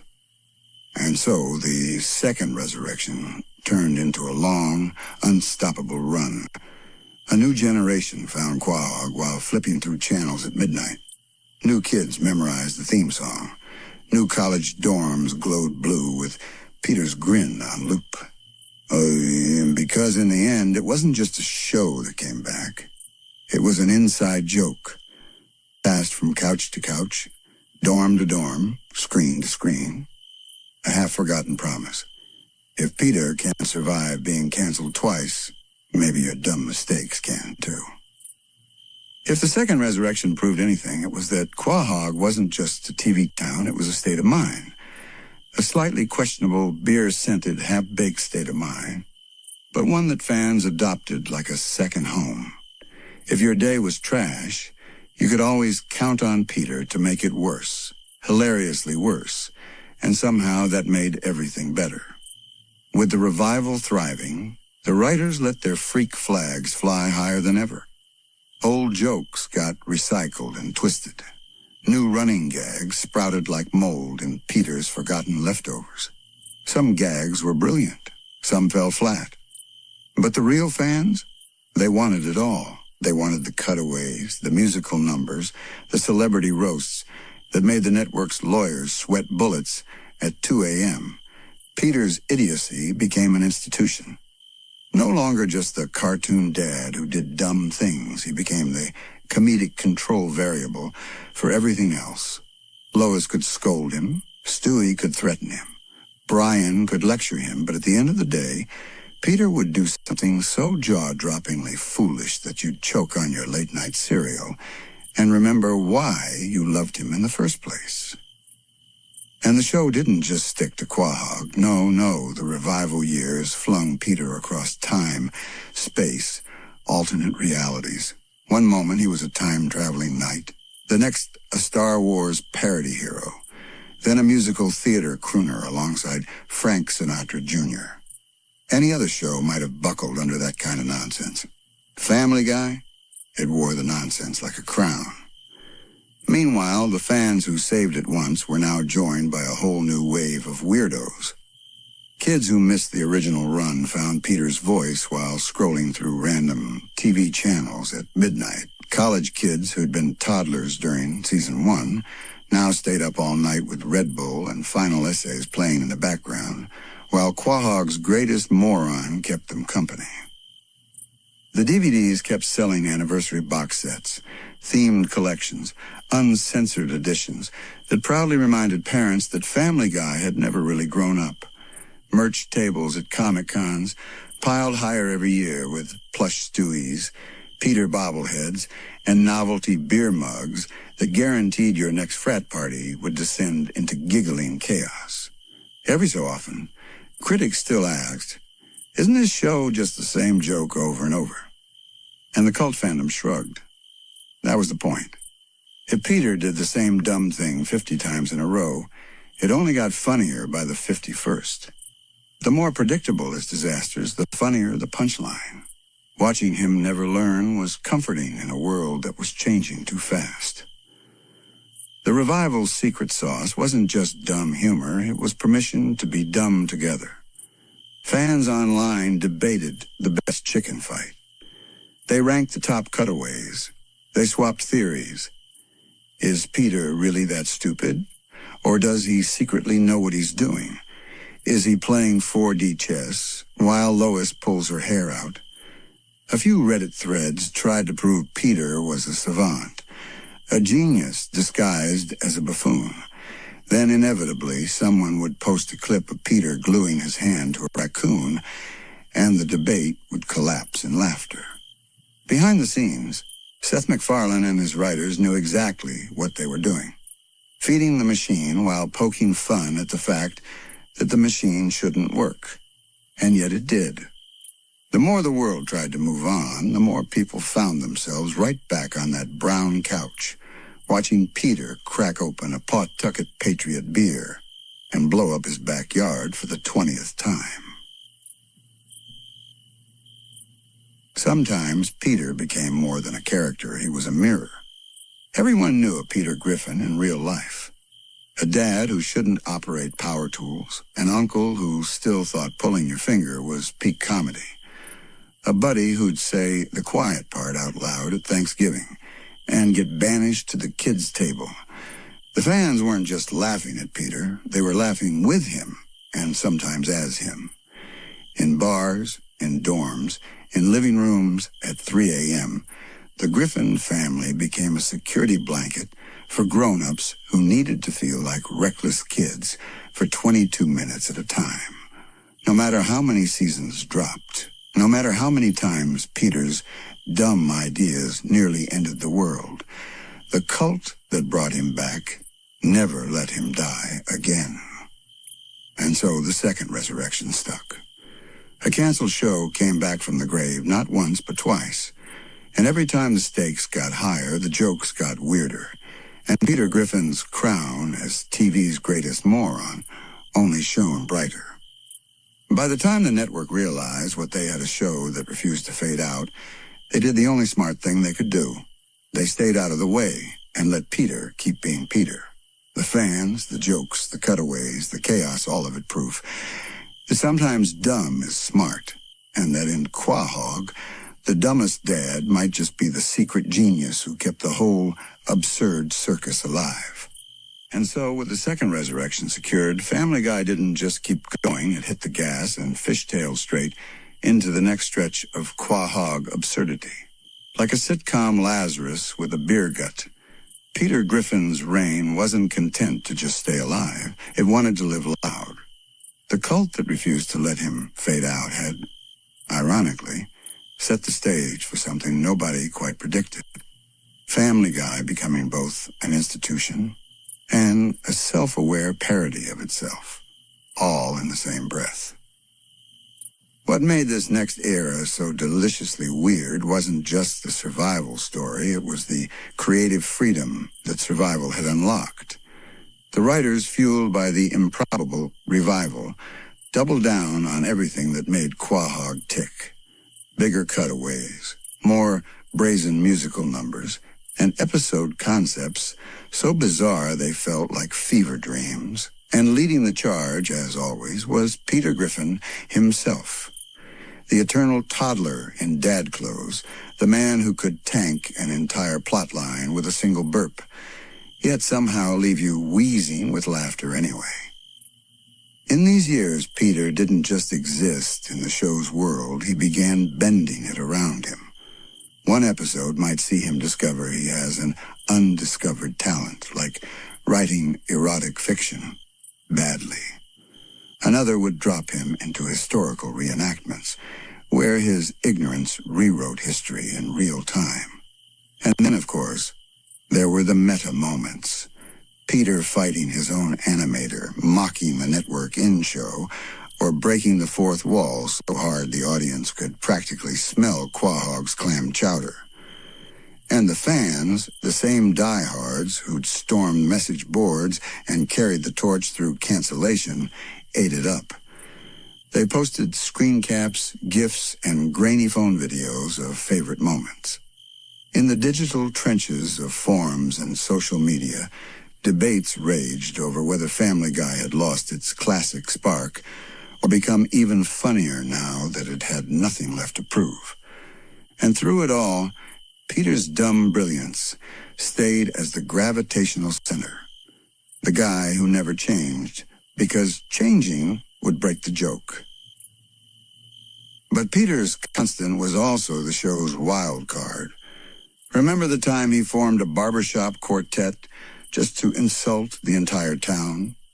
Or that moment he bought a tank because someone in traffic honked too aggressively? And let's not forget the legendary chicken fights that could swallow up half an episode, entire plots sacrificed on the altar of animated slapstick. What should have been repetitive felt rebellious, like the writers daring the network and the audience to complain. And let's be honest, it was funny because it wasn't supposed to be. The genius of Peter Griffin in this era was his refusal to evolve. Other sitcom dads got softer, learned lessons, or had teary heart-to-hearts by the fireplace. Peter, he learned absolutely nothing. And by refusing to grow up, he became the most honest dad on television. A mess of contradictions, driven by impulse, and hilariously oblivious to his own failings. Meanwhile, the supporting cast orbited his chaos in perfect dysfunction. Lois, ever patient yet quietly exhausted, served as both foil and enabler. Brian the dog, voice of reason, with a mile-wide hypocritical streak, would chastise Peter 1 minute and join his idiocy the next. Meg and Chris floated through plot lines as comedic collateral damage, while Stewie's grand villainy increasingly ran parallel to Peter's boneheaded schemes. But even Stewie, with all his genius and malice, couldn't overshadow the raw comedic gravity of Quahog's biggest fool. And then came the cultural nods, the parodies, references, and musical tributes that turned Peter into the unlikely face of Family Guy's pop culture scrapbook. Remember when the show started doing entire Star Wars episodes with Peter as Han Solo? Fans loved it, critics cringed, and Peter in universe barely seemed to notice he was in space. The real magic was that Peter's character worked in any setting because stupidity is wonderfully portable. A Renaissance painting, a galaxy far, far away, or a modern supermarket, Peter was always hilariously out of place. Yet as the seasons stacked up, something quietly remarkable happened. Peter Griffin, in all his ignorance, became a mirror for the show's evolving humor. Early episodes had played him as a simple buffoon. Now the writers used him to poke fun at themselves, the network, and the fickleness of fans. He could drop a line trashing an unpopular plot twist or call out a budget-saving animation technique. And somehow it didn't break the illusion, because Peter wouldn't have understood it anyway. His stupidity gave the show a bulletproof narrative shield. But none of this worked in a vacuum. It only resonated because fans stayed invested. They quoted his worst lines, drew him in fan art, and cosplayed him at conventions, even though, let's be real, Peter Griffin cosplay is basically an excuse to wear green pants and say freaking sweet. The devotion was real, and the writers knew it. They fed the cult with callbacks to earlier seasons. Remember the time jokes that were half punchline, half love letter to the fans who never left. And that's where the humor reached its strangest peak. The show openly acknowledged its own formula, yet Peter's dumb charm kept it alive. An idiot father causing chaos isn't a groundbreaking premise, but Peter made it feel fresh each time because the sheer scale of his idiocy had its own unpredictable logic. By this point, Family Guy had transcended comeback story status. It had become an animated institution held together by absurdity, nostalgia, and the unwavering faith that Peter Griffin could and should ruin everything. Because somehow that ruin was exactly what made Quahog feel like home. If there was one truth that hardened in this era, it was this. Family Guy had made its peace with being ridiculous, and Peter Griffin was the loudest, beer-chugging ambassador of that peace. His very existence mocked the idea of graceful aging. Other shows might retool, recalibrate, or gently retire recurring jokes. Not Peter. Instead, he doubled down, every gag bigger, every plot twist loopier, every cutaway more shameless. And ironically, that defiance became the point. Fans who'd grown up with Peter as background noise now had entire threads online dedicated to his evolution, or more precisely, his refusal to evolve. Theories flourished. Was Peter secretly a genius playing dumb to cope with middle age? Was his obliviousness a shield against the crushing weight of American suburbia? Or, most plausibly, was he just a cartoon dad who did stupid things because it was funny? The beauty of Peter's character was that all three answers felt right, depending on the joke. The writers saw the debate, winked at it, and wrote jokes that teased both sides. Sometimes Peter would appear to have a moment of real insight, only to undercut it seconds later by chasing a squirrel across the street. Other times, he'd offer bizarrely profound commentary on television itself, then follow it up by farting on camera. And somehow, that chaotic whiplash didn't alienate fans. It kept them coming back, curious to see just how far the show would go. Yet as the seasons piled up, the fandom's love wasn't always unconditional. Some longtime viewers claimed the golden age had passed, that the writing was lazier, the cutaways too random, the edge dulled. But even among critics, Peter remained an oddly respected constant. Sure, he'd devolved from dopey everyman to near sociopathic agent of chaos, but in a strange way, that was the purest form of the show's DNA. He was the cartoon ID unleashed, a walking middle finger to anyone expecting moral lessons in a world built from fart jokes and chicken fights. And let's talk about those chicken fights. What started as a random gag, Peter battling an oversized chicken over a coupon dispute, mutated into multi-minute animated epics, complete with exploding skyscrapers, helicopter chases, and slapstick so intense it threatened to overshadow entire episodes. By the fourth or fifth iteration, the fans were in on the joke. The absurdity was the joke. Viewers didn't just tolerate it, they anticipated it, gleefully sharing clips before the credits even rolled. But for every bombastic set piece, there were also those oddly quiet moments where Peter's stupidity turned into accidental vulnerability, like the time he tried to write a Christmas song and, in his frustration, accidentally penned something sweet, or the brief flashes where he seemed to understand Meg's pain only to immediately ruin it with a brainless comment. These scenes didn't redeem him, but they humanized him, just enough to keep the joke from feeling mean-spirited. It was a delicate balancing act the writers never fully explained and maybe couldn't. Meanwhile, the fandom built entire subcultures around these quirks. Some made lovingly animated tributes of Peter's greatest failures, complete with triumphant orchestral music. Others compiled lists of top 10 times Peter accidentally made sense.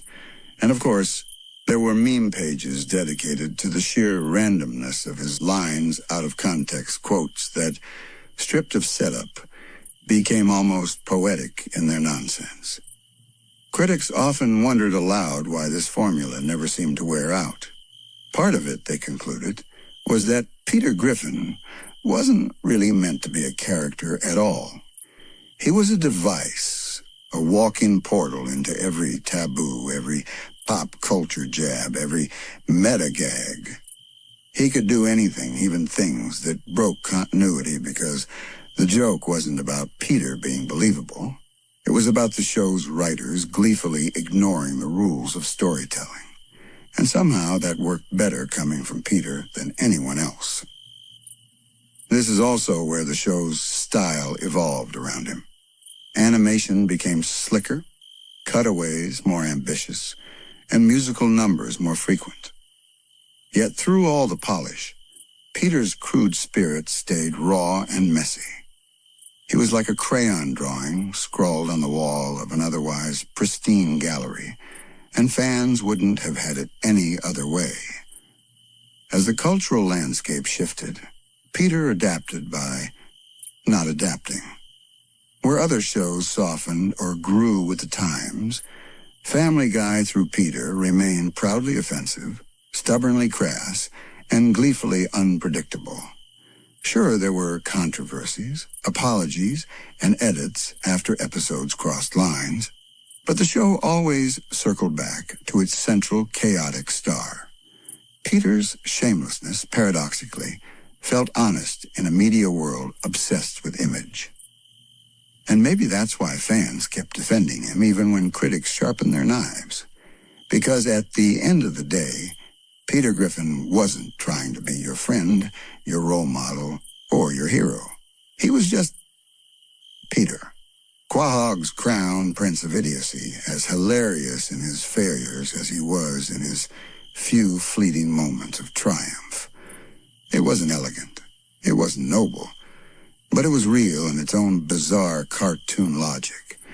And that strange sincerity buried under 1,000 cutaways and fart jokes was what kept audiences tuning in and what turned Family Guy from just another animated sitcom into a bizarre, enduring cultural relic. It was this contradiction, Peter's gleeful idiocy masking a razor-sharp beta engine, that carried Family Guy into a new kind of immortality. By now, fans knew exactly what they were getting. An animated sitcom that didn't just break the fourth wall. It slammed through it with a wrecking ball, then danced on the rubble with a big, dumb grin. and Peter Griffin was always the one holding the controls. Whenever the show needed to mock itself, they'd hand Peter the microphone literally. One moment he'd pause mid-gag, stare straight into the camera with those blank eyes, and mutter something like, "This is worse than the time we got canceled." A single throwaway line that reminded the audience. Family Guy knew exactly what it was. The joke wasn't just the joke, it was the fact that they knew you knew it was a joke. And as the seasons rolled on, the writers doubled down. Peter became a walking commentary track parodying celebrity culture, lampooning the writer's own laziness, and roasting Fox itself, the very network that paid his bar tab. He'd break into song about the episode budget, point out reused backgrounds, or rant about the FCC with gleeful abandon. What other character could pause an entire plot just to drag the studio that kept him alive? None but Peter.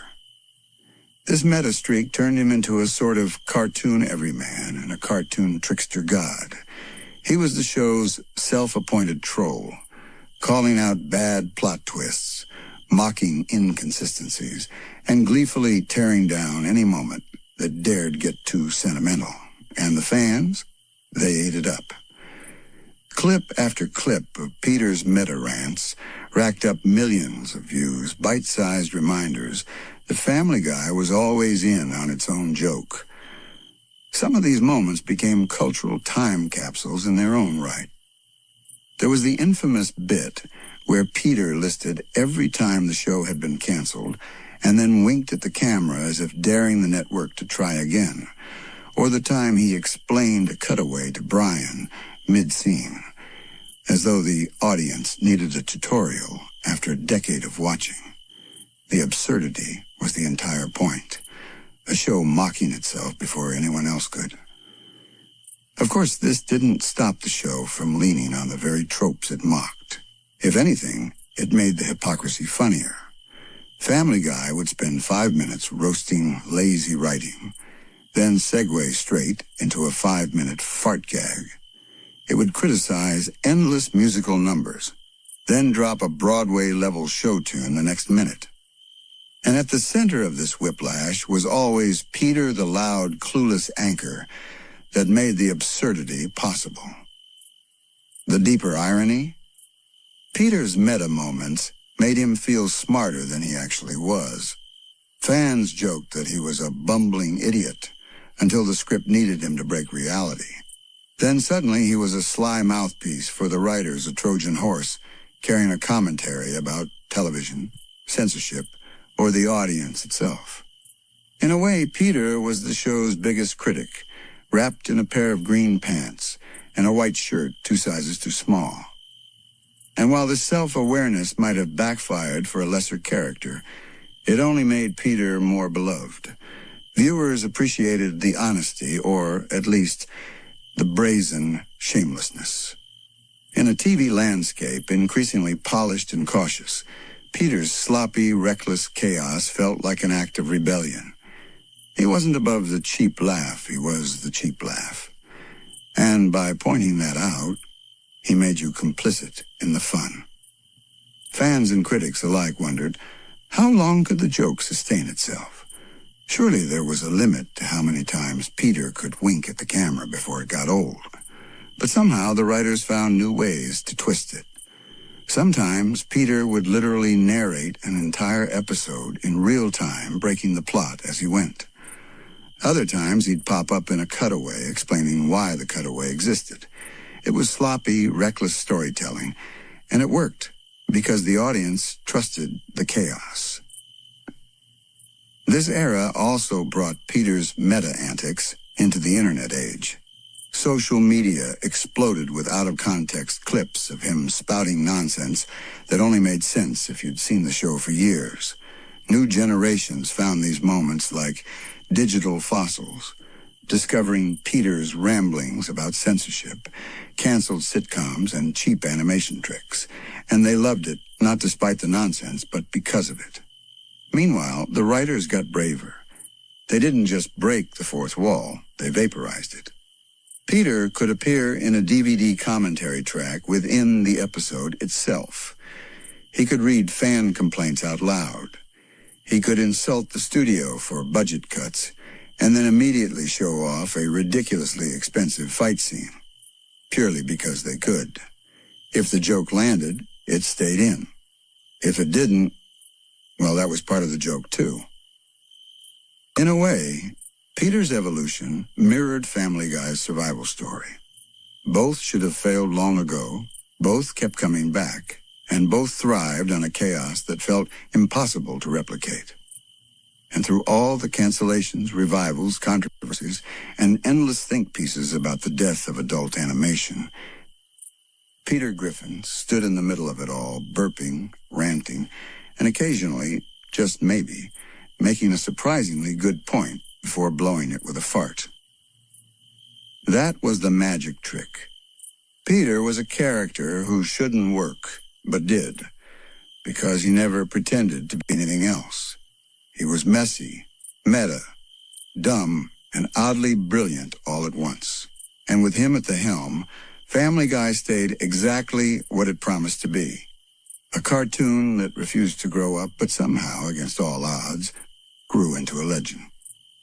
By the time Peter's meta-antics were fully baked into the show's DNA, a strange thing happened.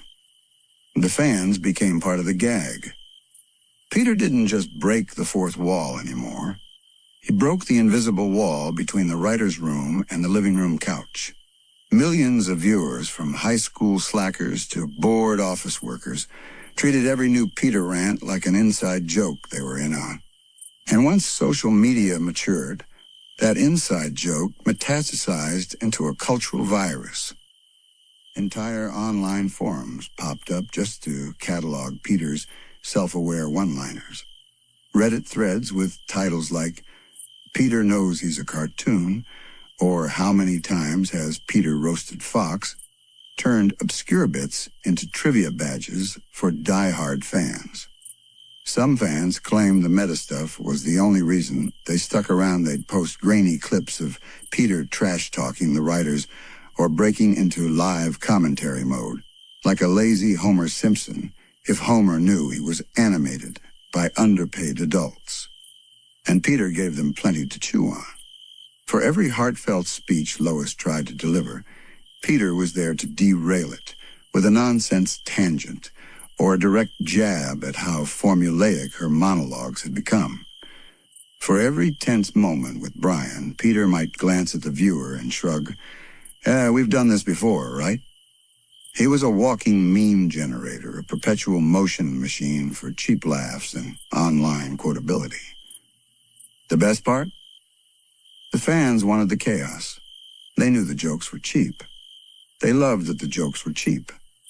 The lower the bar, the funnier it got when Peter stumbled under it. And when the show was called out for repeating gags or recycling cutaways, Peter would address it head on.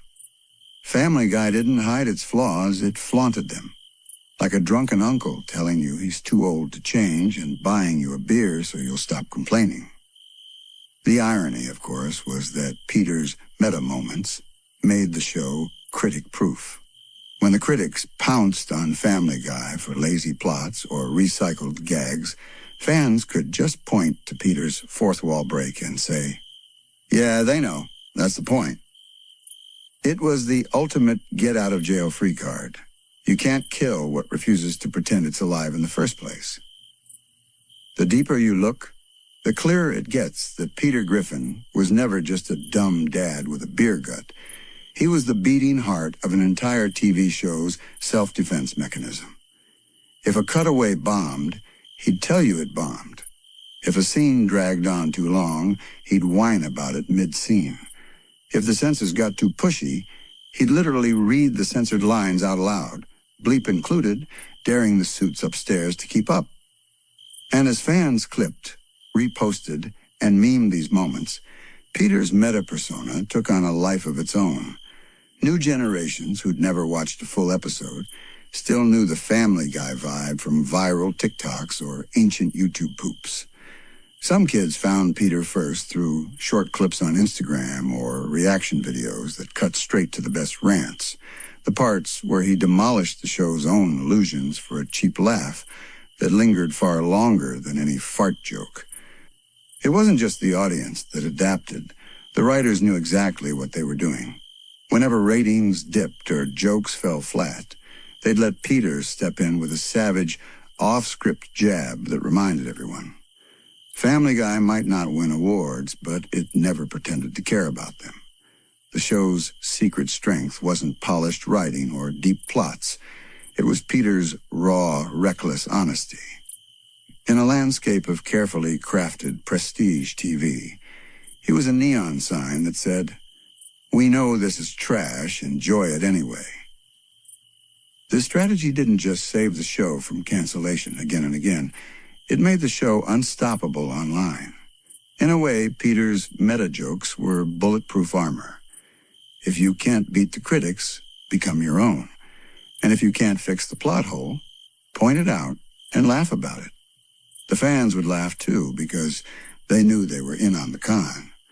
If Peter thought the show was dumb, then you could enjoy it guilt-free, dumbness and all.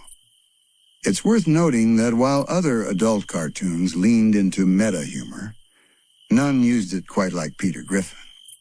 The Simpsons broke the fourth wall now and then. South Park took aim at itself plenty. But Peter made self-sabotage an art form. He wasn't content to wink at the audience. He'd wink, burp, trip over the script, and spill beer on the camera lens for good measure. Some critics argue this is what doomed Family Guy to never evolve, that Peter's reckless honesty stopped the show from maturing past cheap punchlines. But for the fandom, that was the whole point.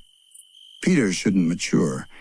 He should stay frozen in that permanent state of comedic adolescence, reckless, clueless, gleefully sabotaging anything resembling structure. To let him grow up would be to kill the very thing that kept the show alive. Through it all, the Griffin family orbited Peter's chaos like moons around a drunken planet. Stewie might have his evil genius plots, Brian his pretentious moralizing, Meg her endless tragedies, but Peter was the glue that broke the glue and made you laugh while he did it. He didn't just break the fourth wall, he left it in rubble, spray-painted a fart joke on it, and invited you to come see the wreckage every Sunday night. Even today, new seasons keep finding ways to double down on this legacy. The cutaways get weirder. The rants get sharper. The moments where Peter drags you behind the curtain only make you stick around longer. Some fans drop off. New ones replace them. The cycle repeats.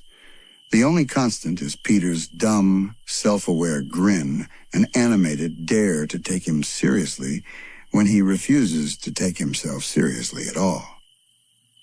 And in that contradiction, he lives forever. The family's rock, the show's wrecking ball, the king of meta-nonsense, the reason Family Guy still exists, and maybe the reason it always will. If Peter Griffin is Family Guy's nuclear clown car of chaos, then Stewie is its mad little scientist, the baby with a British accent, a laser gun, and a heart he'd rather keep buried under 17 layers of sarcasm and time travel tech.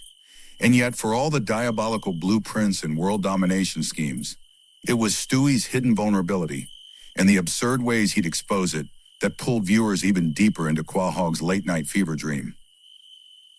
Think about it.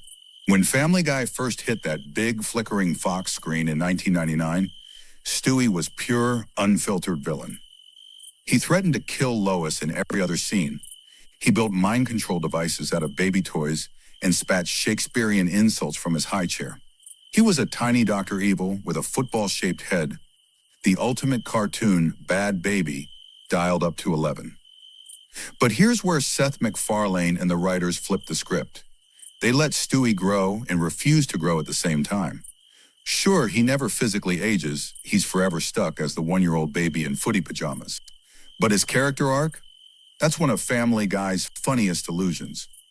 Over the decades, Stewie morphed from would-be tyrant to campy, flamboyant, self-obsessed theater kid, sometimes plotting global genocide, sometimes crying on Brian's shoulder about his deepest insecurities. And somehow, the audience didn't just roll with it, they loved it. The same fans who stayed for Peter's dumb meta monologues stuck around to see whether Stewie would nuke the world or break into a show tune about his unresolved daddy issues. And when they crawled into bed at 2 a.m., they'd drift off to the lullaby of Stewie's witty insults and accidental heart. It's wild how naturally Family Guy blended Stewie's cruelty with his comedy. One minute he's blasting a rival baby with a ray gun that turns them into literal goo. The next minute, he's in a therapist's office admitting he might just want a hug. The joke was always that Stewie knows he's complicated and he hates it. Nothing funnier than a hyper-intelligent infant suffering an existential meltdown because his teddy bear Rupert won't talk back. Fans ate it up. They clipped it, memed it, and turned Stewie into something bigger than just an evil baby. He became the show's stand-in for every fan who ever felt too smart for their surroundings, too dramatic for their family, too trapped in a town that didn't understand them. And yet every time he'd get close to genuine self-discovery, Family Guy would yank the rug out. He'd shoot a flamethrower at a Christmas tree or accidentally kill someone with a mind control helmet. Balance restored. Laughter guaranteed. Stewie's chemistry with Brian the dog made it all even funnier.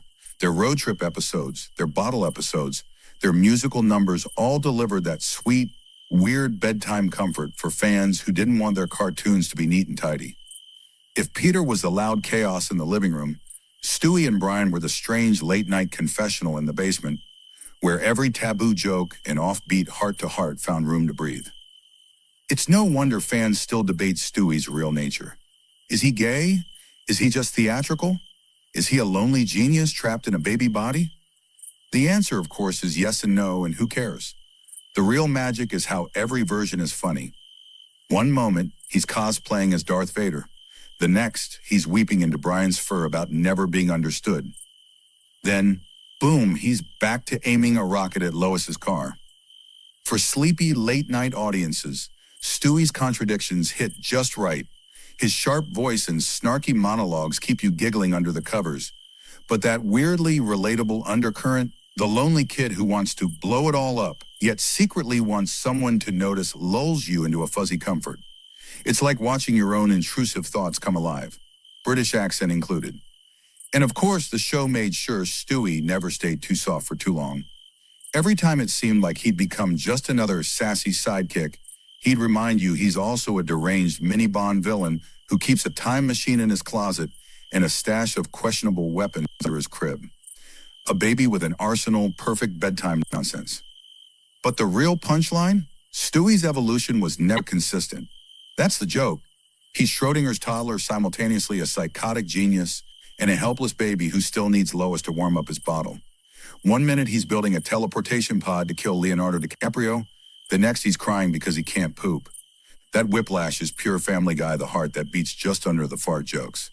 This whiplash is exactly why late-night fans keep hitting next episode.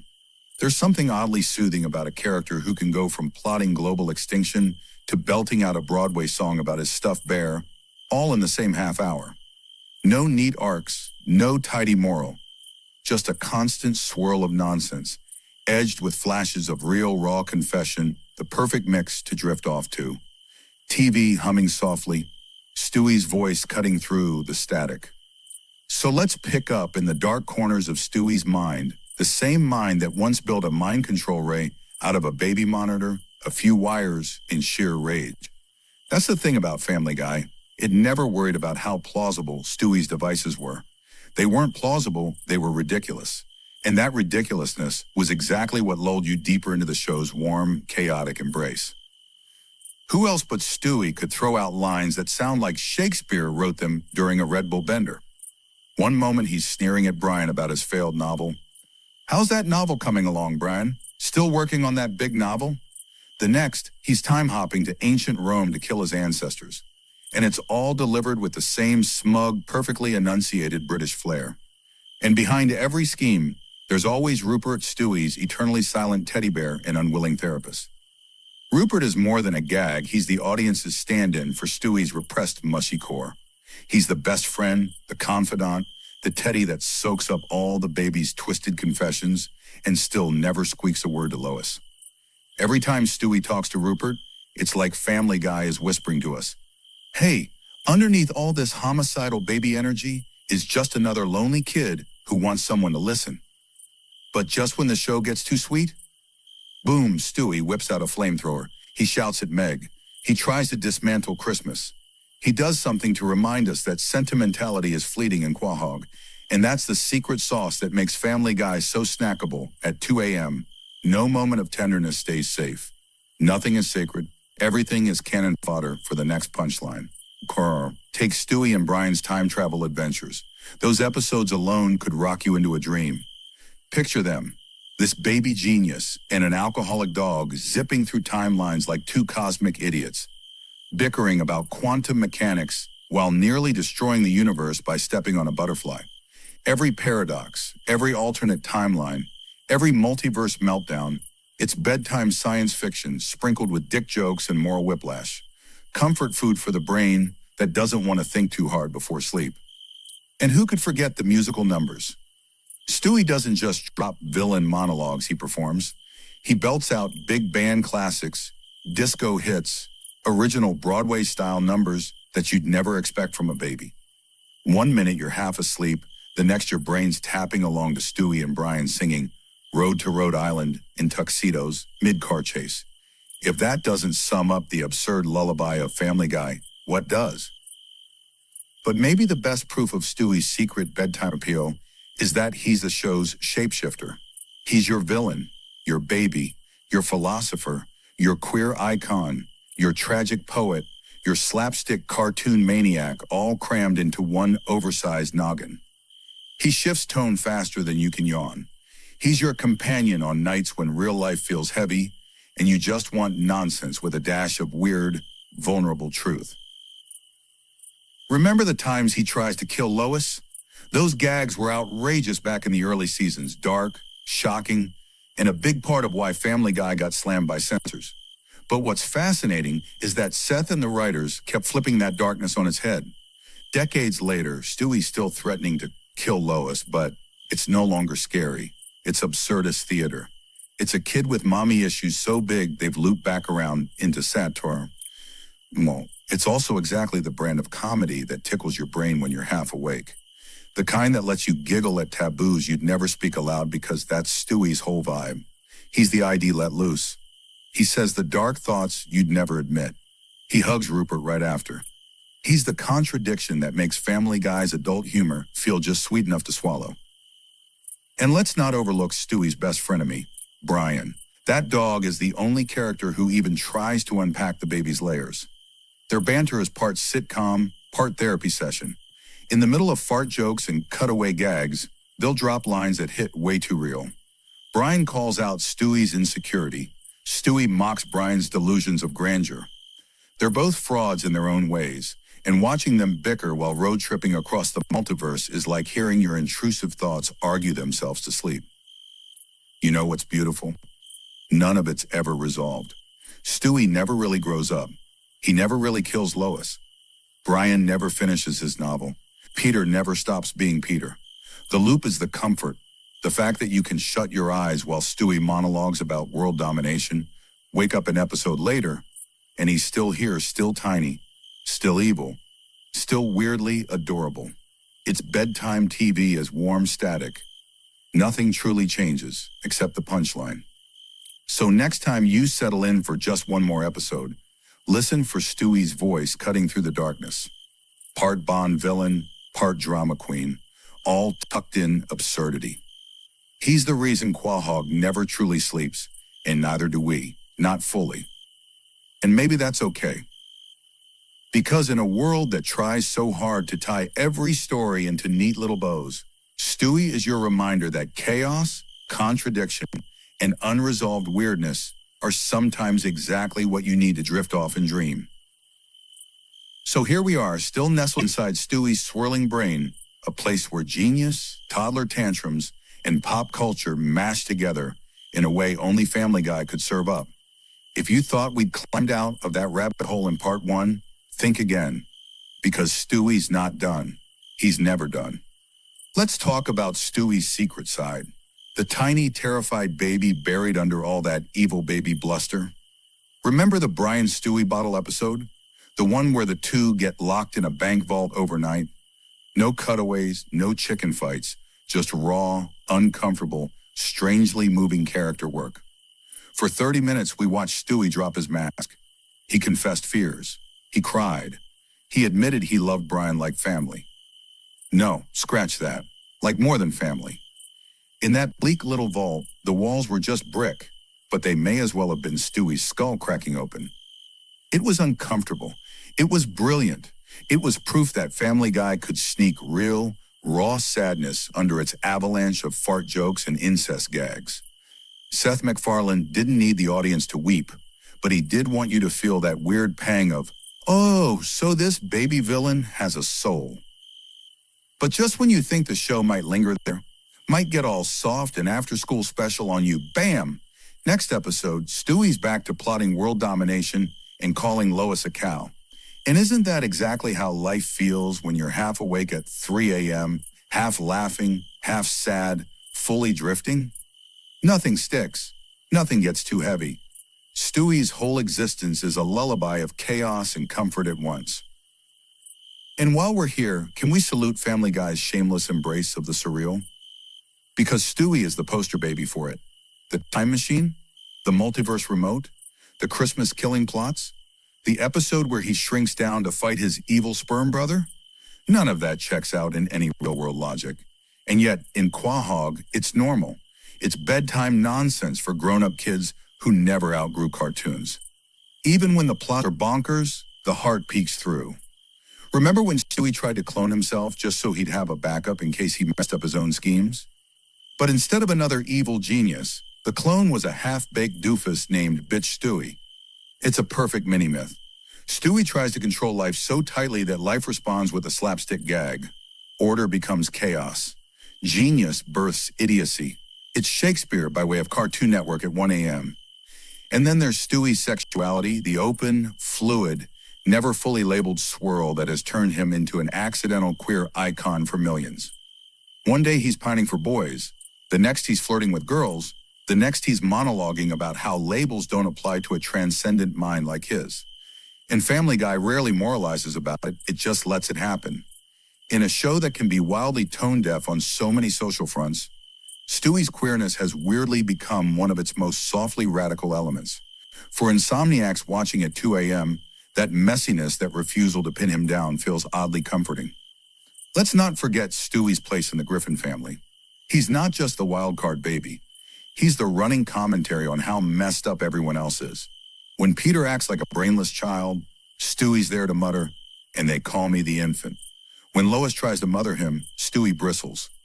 Not because he hates her, though okay, sometimes he tries to kill her, but because Lois represents the one thing Stewie can't control, genuine affection. She's a reminder that for all his evil monologues, he's still just her baby boy in footy pajamas. And that's the strange, beautiful paradox Family Guy wraps you in as you nod off. The show never punishes Stewie for his contradictions, it thrives on them. He's allowed to be brilliant and dumb, evil and tender, villain and victim. And we sleepy, nostalgic weirdos that we are right there with him, happily letting his multiverse bedtime stories wash over us. Think about how many times Stewie and Brian have almost destroyed time itself. The butterfly effect, the parallel universes, the talking dogs in leather jackets, the Stewies with British accents turned up to 11. Each time the timeline gets fixed just enough to keep the show rolling. There's no grand cosmic balance. There's no moral takeaway. There's just more chaos next week, more Stewie, more comfort in the fact that Quahog never changes enough to become unfamiliar. And as the credits roll, the static hum of the TV fills your brain like a white noise machine that just so happens to cuss a lot. It's not perfect, but what bedtime story ever is? Stewie's just the weird, sharp edge that keeps the dream interesting. So when your eyes finally close, picture him there, baby bottle in one hand, disintegration ray in the other, whispering threats about Lois and Rupert and world domination. It's all nonsense. It's all comfort. It's all Family Guy at its best. The lullaby that makes sure your mind never really shuts up, but maybe, just maybe, that's the point. Oh, let's follow that fading hum of the Griffin household at night. The TV's still flickering, the refrigerator buzzes in the kitchen, and somewhere down the hallway, Stewie's secret lab is humming to life yet again. It's almost poetic how the show's tiniest tyrant always finds one more plot to hatch when the rest of the house is dead asleep. It's 3 a.m. the hour when Meg's probably crying softly in her room over something no one else will care about tomorrow. Peter's snoring so loudly that the neighborhood raccoons have learned to mimic it just to scare off burglars. Lois, poor Lois, tries to steal an hour of real sleep before she's inevitably dragged into one of Peter's half-baked schemes come dawn.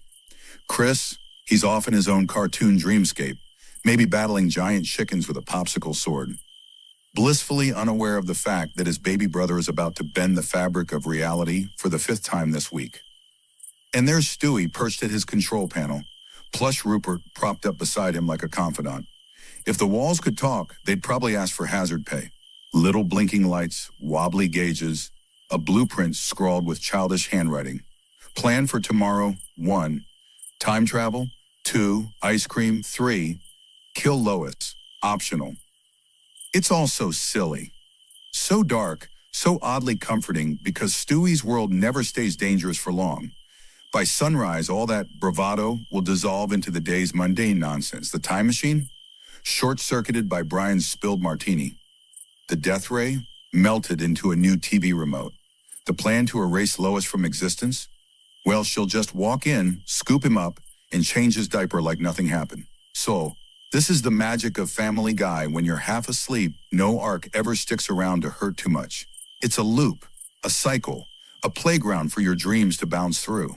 Stewie's threats are big but hollow, his weapons flashy but fragile. In the end, he's just a kid playing grown-up villain, wrapped in footy pajamas and dry sarcasm. And Brian, dear, insufferable Brian, he'll be there too. Maybe he'll lecture Stewie about morality while sipping wine that's way too fancy for a cartoon dog. Or maybe they'll just trade barbs about Peter's IQ, drifting off into a bromance that's part dog, part dad, part drinking buddy. Brian's the world-weary writer stuck in an endless loop of mediocrity.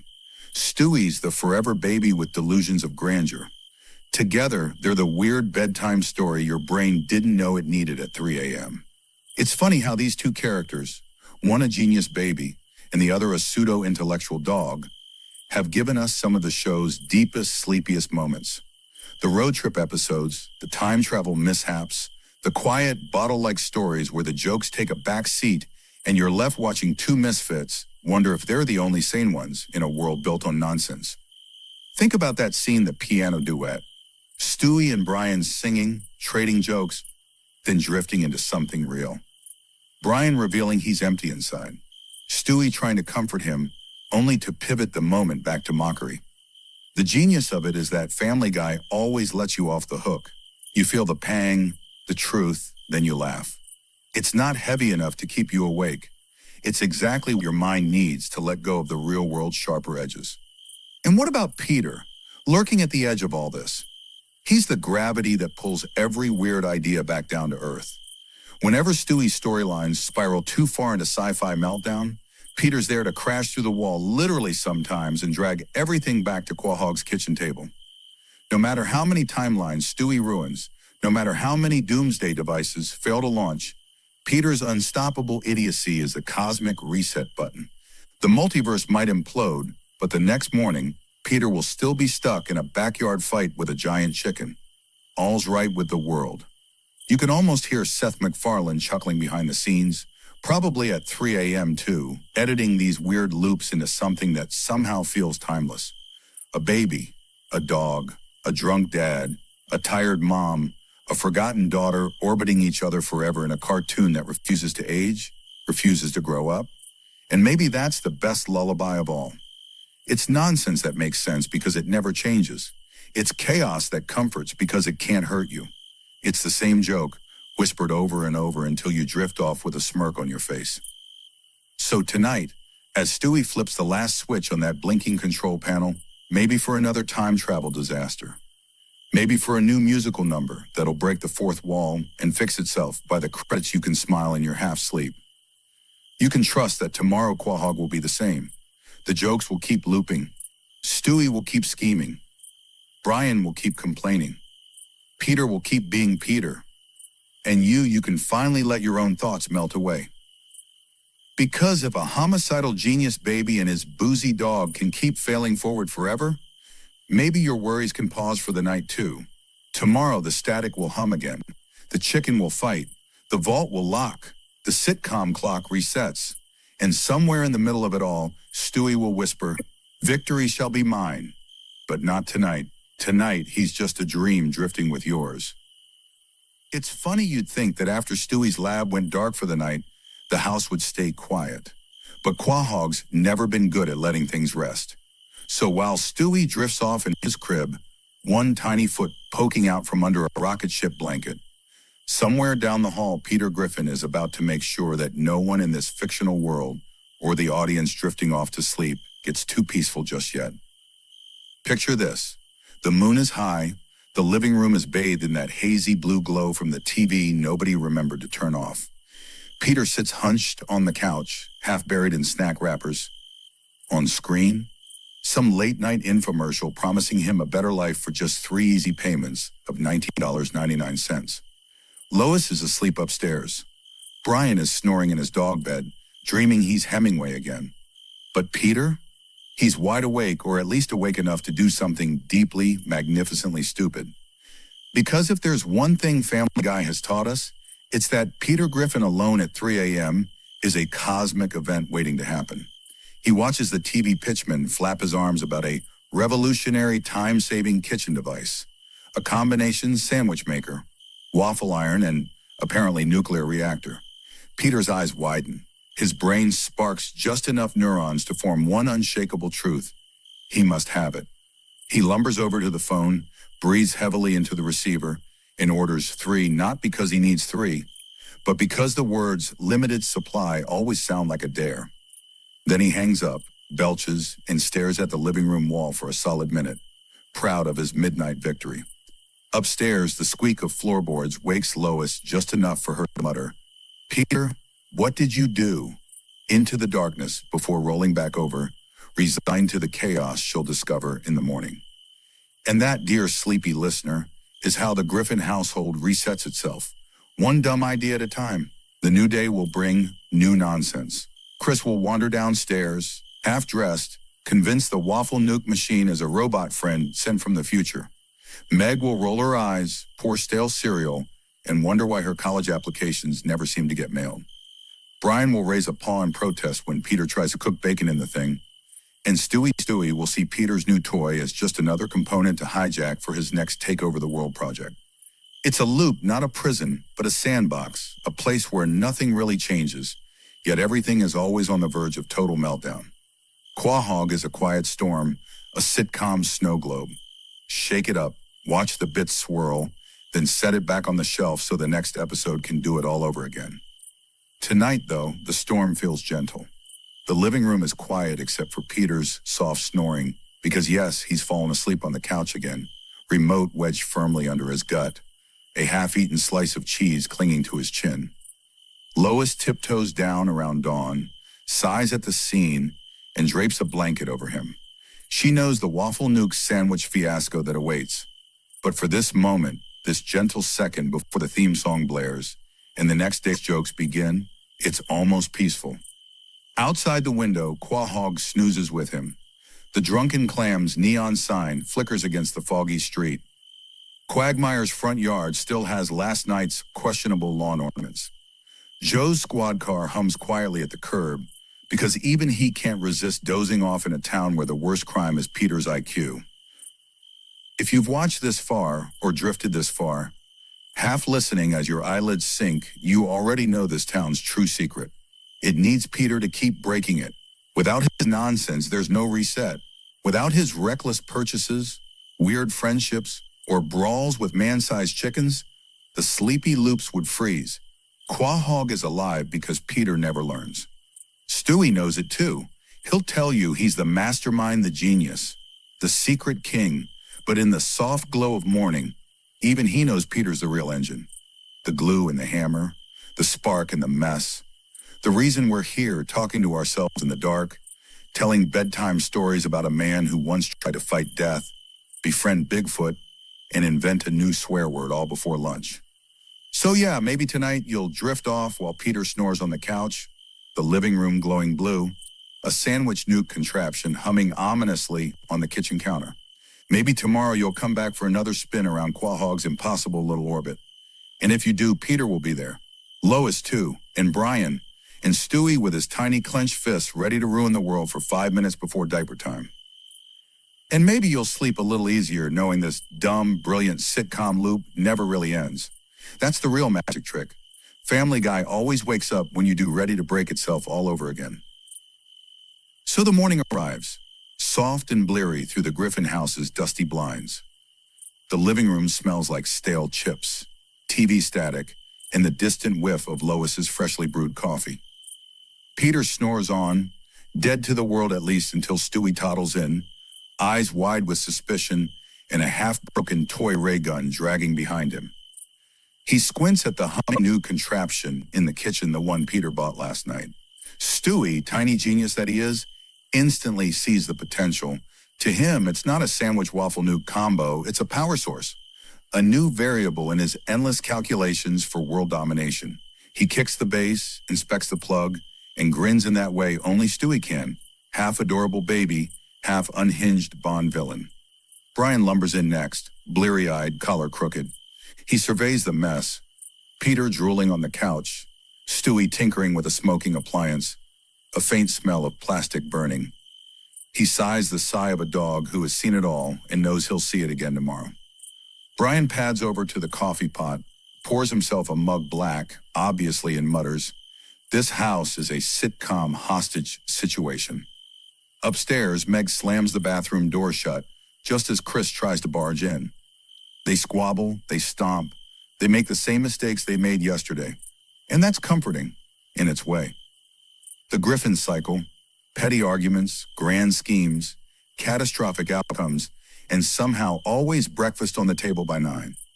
Peter finally stirs, snorts awake, and blinks at the TV, which is now playing Static Snow. He smacks the side of it, grumbles something about how TV used to be free, and lumbers to the kitchen to investigate the warm plastic hum coming from his shiny new toy. He finds Stewie perched on top of it, screwdriver in hand, wires dangling dangerously close to a cereal box. "Stewie, buddy, that's Daddy's breakfast machine," Peter slurs, voice sticky with sleep. "Silence, you flabby imbecile," Stewie snaps back. "I'm recalibrating this pitiful device for global subjugation. Also, it may now toast bagels." Peter blinks. "Bagels? Oh, awesome." And just like that, he's on board with Stewie's plan as long as it involves food. Lois drifts in with a laundry basket on her hip. She pauses, takes in the scene. Baby on a machine, dog sipping coffee, husband scratching his belly and beaming at bagel plans. She could yell, she could scold, but she knows better. This is the Griffin way entropy with a side of carbs. The whole house feels like it's held together by duct tape and half-finished gags. And yet, if you've made it this far tonight, or this morning half asleep with this show whispering in your ear, you know there's comfort in that chaos. You know Quahog's dumb magic works because everyone stays exactly who they are. They fail forward. They ruin each other's plans. They accidentally love each other, mostly by accident. Somewhere outside, the world of sensible people hums along. Neat lawns, normal families, alarm clocks that ring at 6 a.m. But here it's a half-burned waffle stuck in a machine that might explode if Stewie tweaks the wrong wire. It's Brian with coffee breath proofreading Meg's terrible poetry just because he can't sleep. It's Peter deciding maybe he should invent a new machine that feeds him bacon while he naps. And Lois, poor, wonderful Lois, putting it all back together with the patience of a sitcom saint. You can drift off now if you want.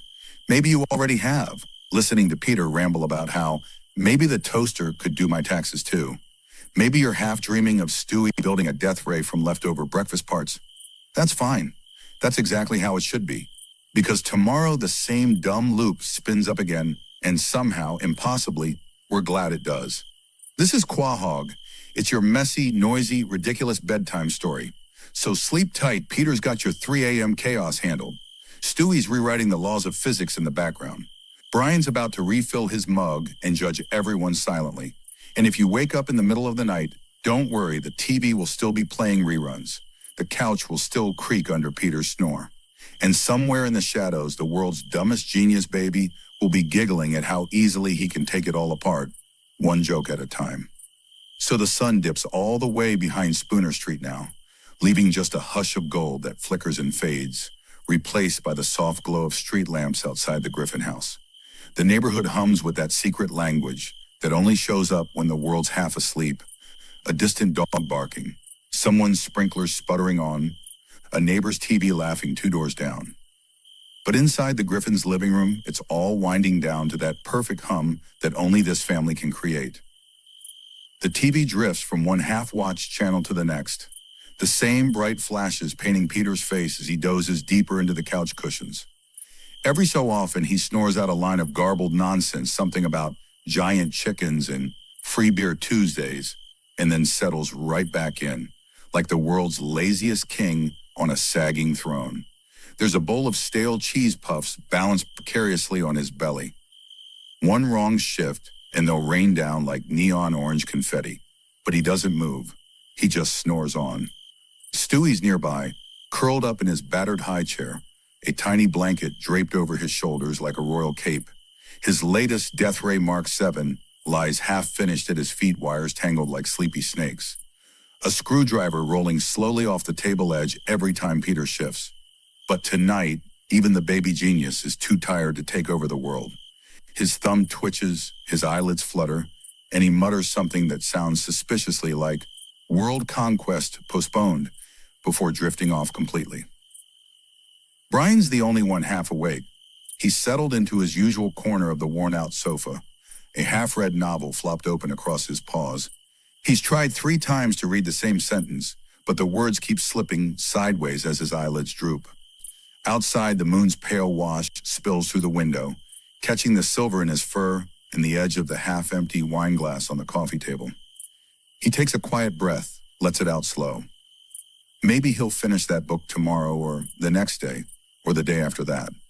There's always tomorrow in Quahog. Lois drifts in and out of view like a bedtime ghost. She's careful with her steps, soft as she lifts a forgotten toy here, folds a crumpled blanket there. She pauses, watches Peter snore so loud the TV's subtitles struggle to keep up. She shakes her head with that tired half-smile that says, "This man will never change, and somehow that's okay." She pulls the blanket higher on Stewie's shoulders, brushes back a tiny curl from his forehead. For all the baby's talk of lasers and tyranny, he's still her boy, all warm cheeks and quiet breaths when the world's finally still. Upstairs, Chris has made a fortress out of pillows and empty snack bags. He's snoring, too, a deep comical rumble that rattles the hallway door ever so slightly. Somewhere behind his closed eyes, he's probably dreaming about fighting robots or being the world's greatest sandwich artist. Meg's next door, one headphone slipping loose while her phone's lock screen glows and dims. She's half listening to some late-night playlist that promises you sweet sleep and soft dreams. And maybe, just maybe, tonight it works. Back in the living room, the Griffin house breathes like a living thing. A floorboard creaks when Lois steps away. The fridge hums, the faucet drips its secret code into the kitchen sink. It's not silent. It's never silent here, but the noise is friendly. The good kind that settles into your bones and tells you it's okay to close your eyes. It's okay to drift. Peter shifts again. The cheese puffs finally spill, scattering in slow motion onto the carpet. Brian lifts his head, sniffs once, but decides to let the mess stay exactly where it is. He closes his eyes again. Tomorrow. That's a problem for tomorrow. Stewie sighs in his sleep, a tiny squeak of a noise that almost sounds like a giggle. In that little brain of his, maybe he's dreaming of ray guns that shoot cookies instead of lasers. Or maybe, just maybe, he's dreaming about nothing at all, because even evil geniuses deserve a blank, sweet sleep once in a while. Outside, the street is empty, but not lonely. The Griffin mailbox leans a little to the left, The grass is patchy under the porch light. Somewhere far off, a train horn sighs through the dark, a reminder that the world beyond Quahog keeps rolling, but in here time's slowed to a crawl. It's safe to drift with them. It's safe to let the nonsense and noise of Quahog wrap around you like an old blanket that smells like popcorn and musty couch cushions. Lois stands by the window now, peeking through the curtains. Maybe she's counting the cars that drift past, wondering what her life could have been in some alternate universe. Maybe she's just hoping Peter doesn't wake up and decide he needs a midnight snack that sets the kitchen on fire. But she smiles anyway. Even in the dark, you can see it, that quiet, knowing smile of someone who loves this circus, even when it drives her mad. Brian's book slips off his paw and flops to the carpet. He doesn't flinch. He's asleep now, too, or halfway there, the best kind of halfway, where you know you could wake up if you wanted to, but you don't really want to. Not when the house is warm, the lights are low, and Peter's snoring his weird symphony in the background. You could fall asleep here, too. Maybe you already have. Maybe this goofy cartoon family is the last thing you hear tonight. That's good. That's exactly right. Because tomorrow, when the sun peeks through the blinds again, Peter will wake up confused and hungry. Stewie will invent something wildly unnecessary. Meg will roll her eyes. Chris will ask what's for breakfast. And Lois will gather them all up again, all the broken pieces and weird edges, and Quahog will spin on, just like always. So now the Griffin house hums and settles, creaking here and there like an old wooden ship floating on a still sea of suburban dreams.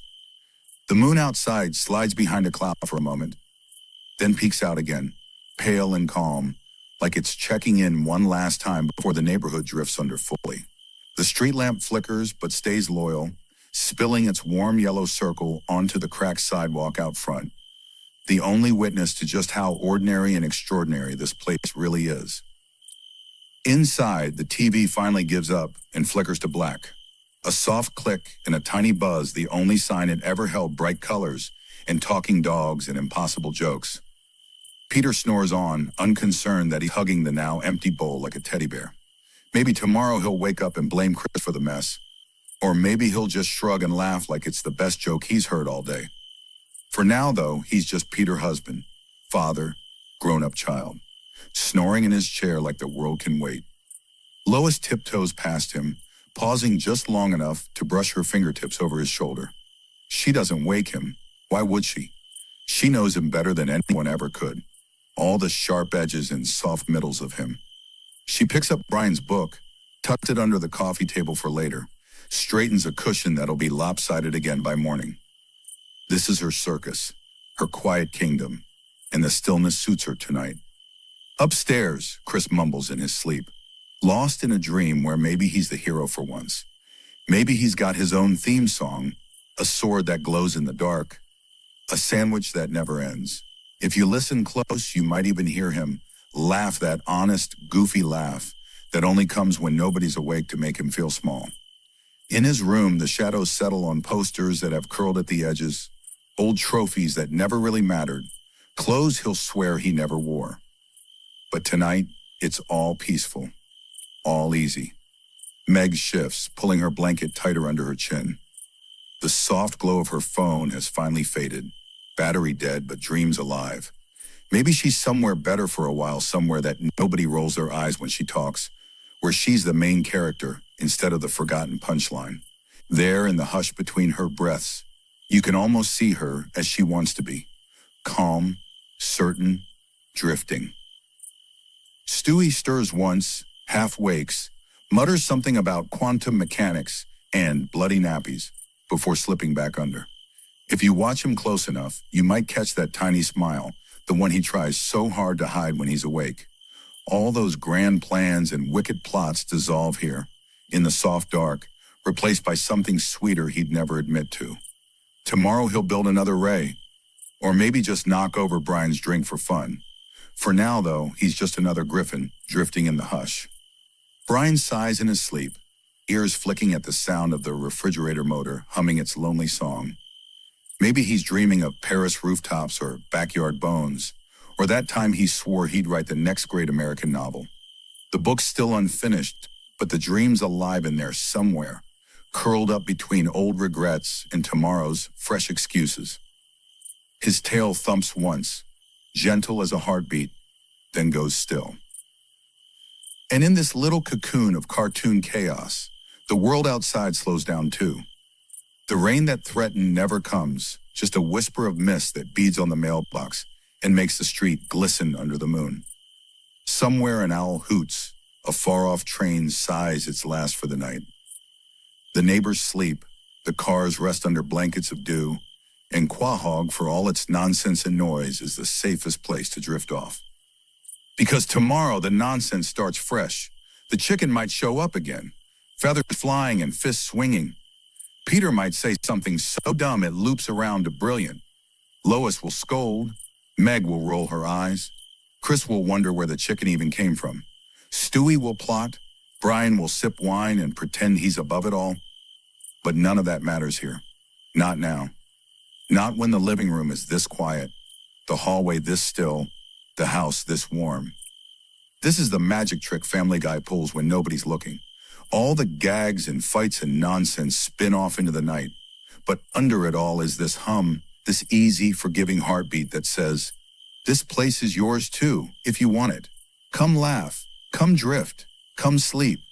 So maybe you close your eyes now, the faint echo of Peter's snore and Stewie's mumble rolling into the back of your mind like soft white noise. Maybe you let the flicker of Quahog's street lamp tuck you in better than any blanket could. Maybe you dream yourself onto Spooner Street for a while, pulling up a faded lawn chair next to Quagmire's fence, waving at Cleveland as he drives by slow, nodding goodnight to Joe as he rolls past on patrol. And maybe, just maybe, you let yourself sink all the way into this weird, crude, brilliant cartoon world that somehow feels like an old friend's couch. The jokes are still there if you want them. The noise is there too. But under it all is the hush, that gentle promise that, at least for tonight, the world's okay. You're okay. Peter's okay. Even Stewie's okay. And if you drift off now, they'll keep watch a while longer. The couch will hold Peter up. The street lamp will keep the shadows polite. The TV will flicker awake again tomorrow with another dumb joke that somehow still lands. So sleep. Dream of Quahog if you want. Dream of nothing at all if you don't. The Griffins are here, the night is kind, and the noise can wait for tomorrow.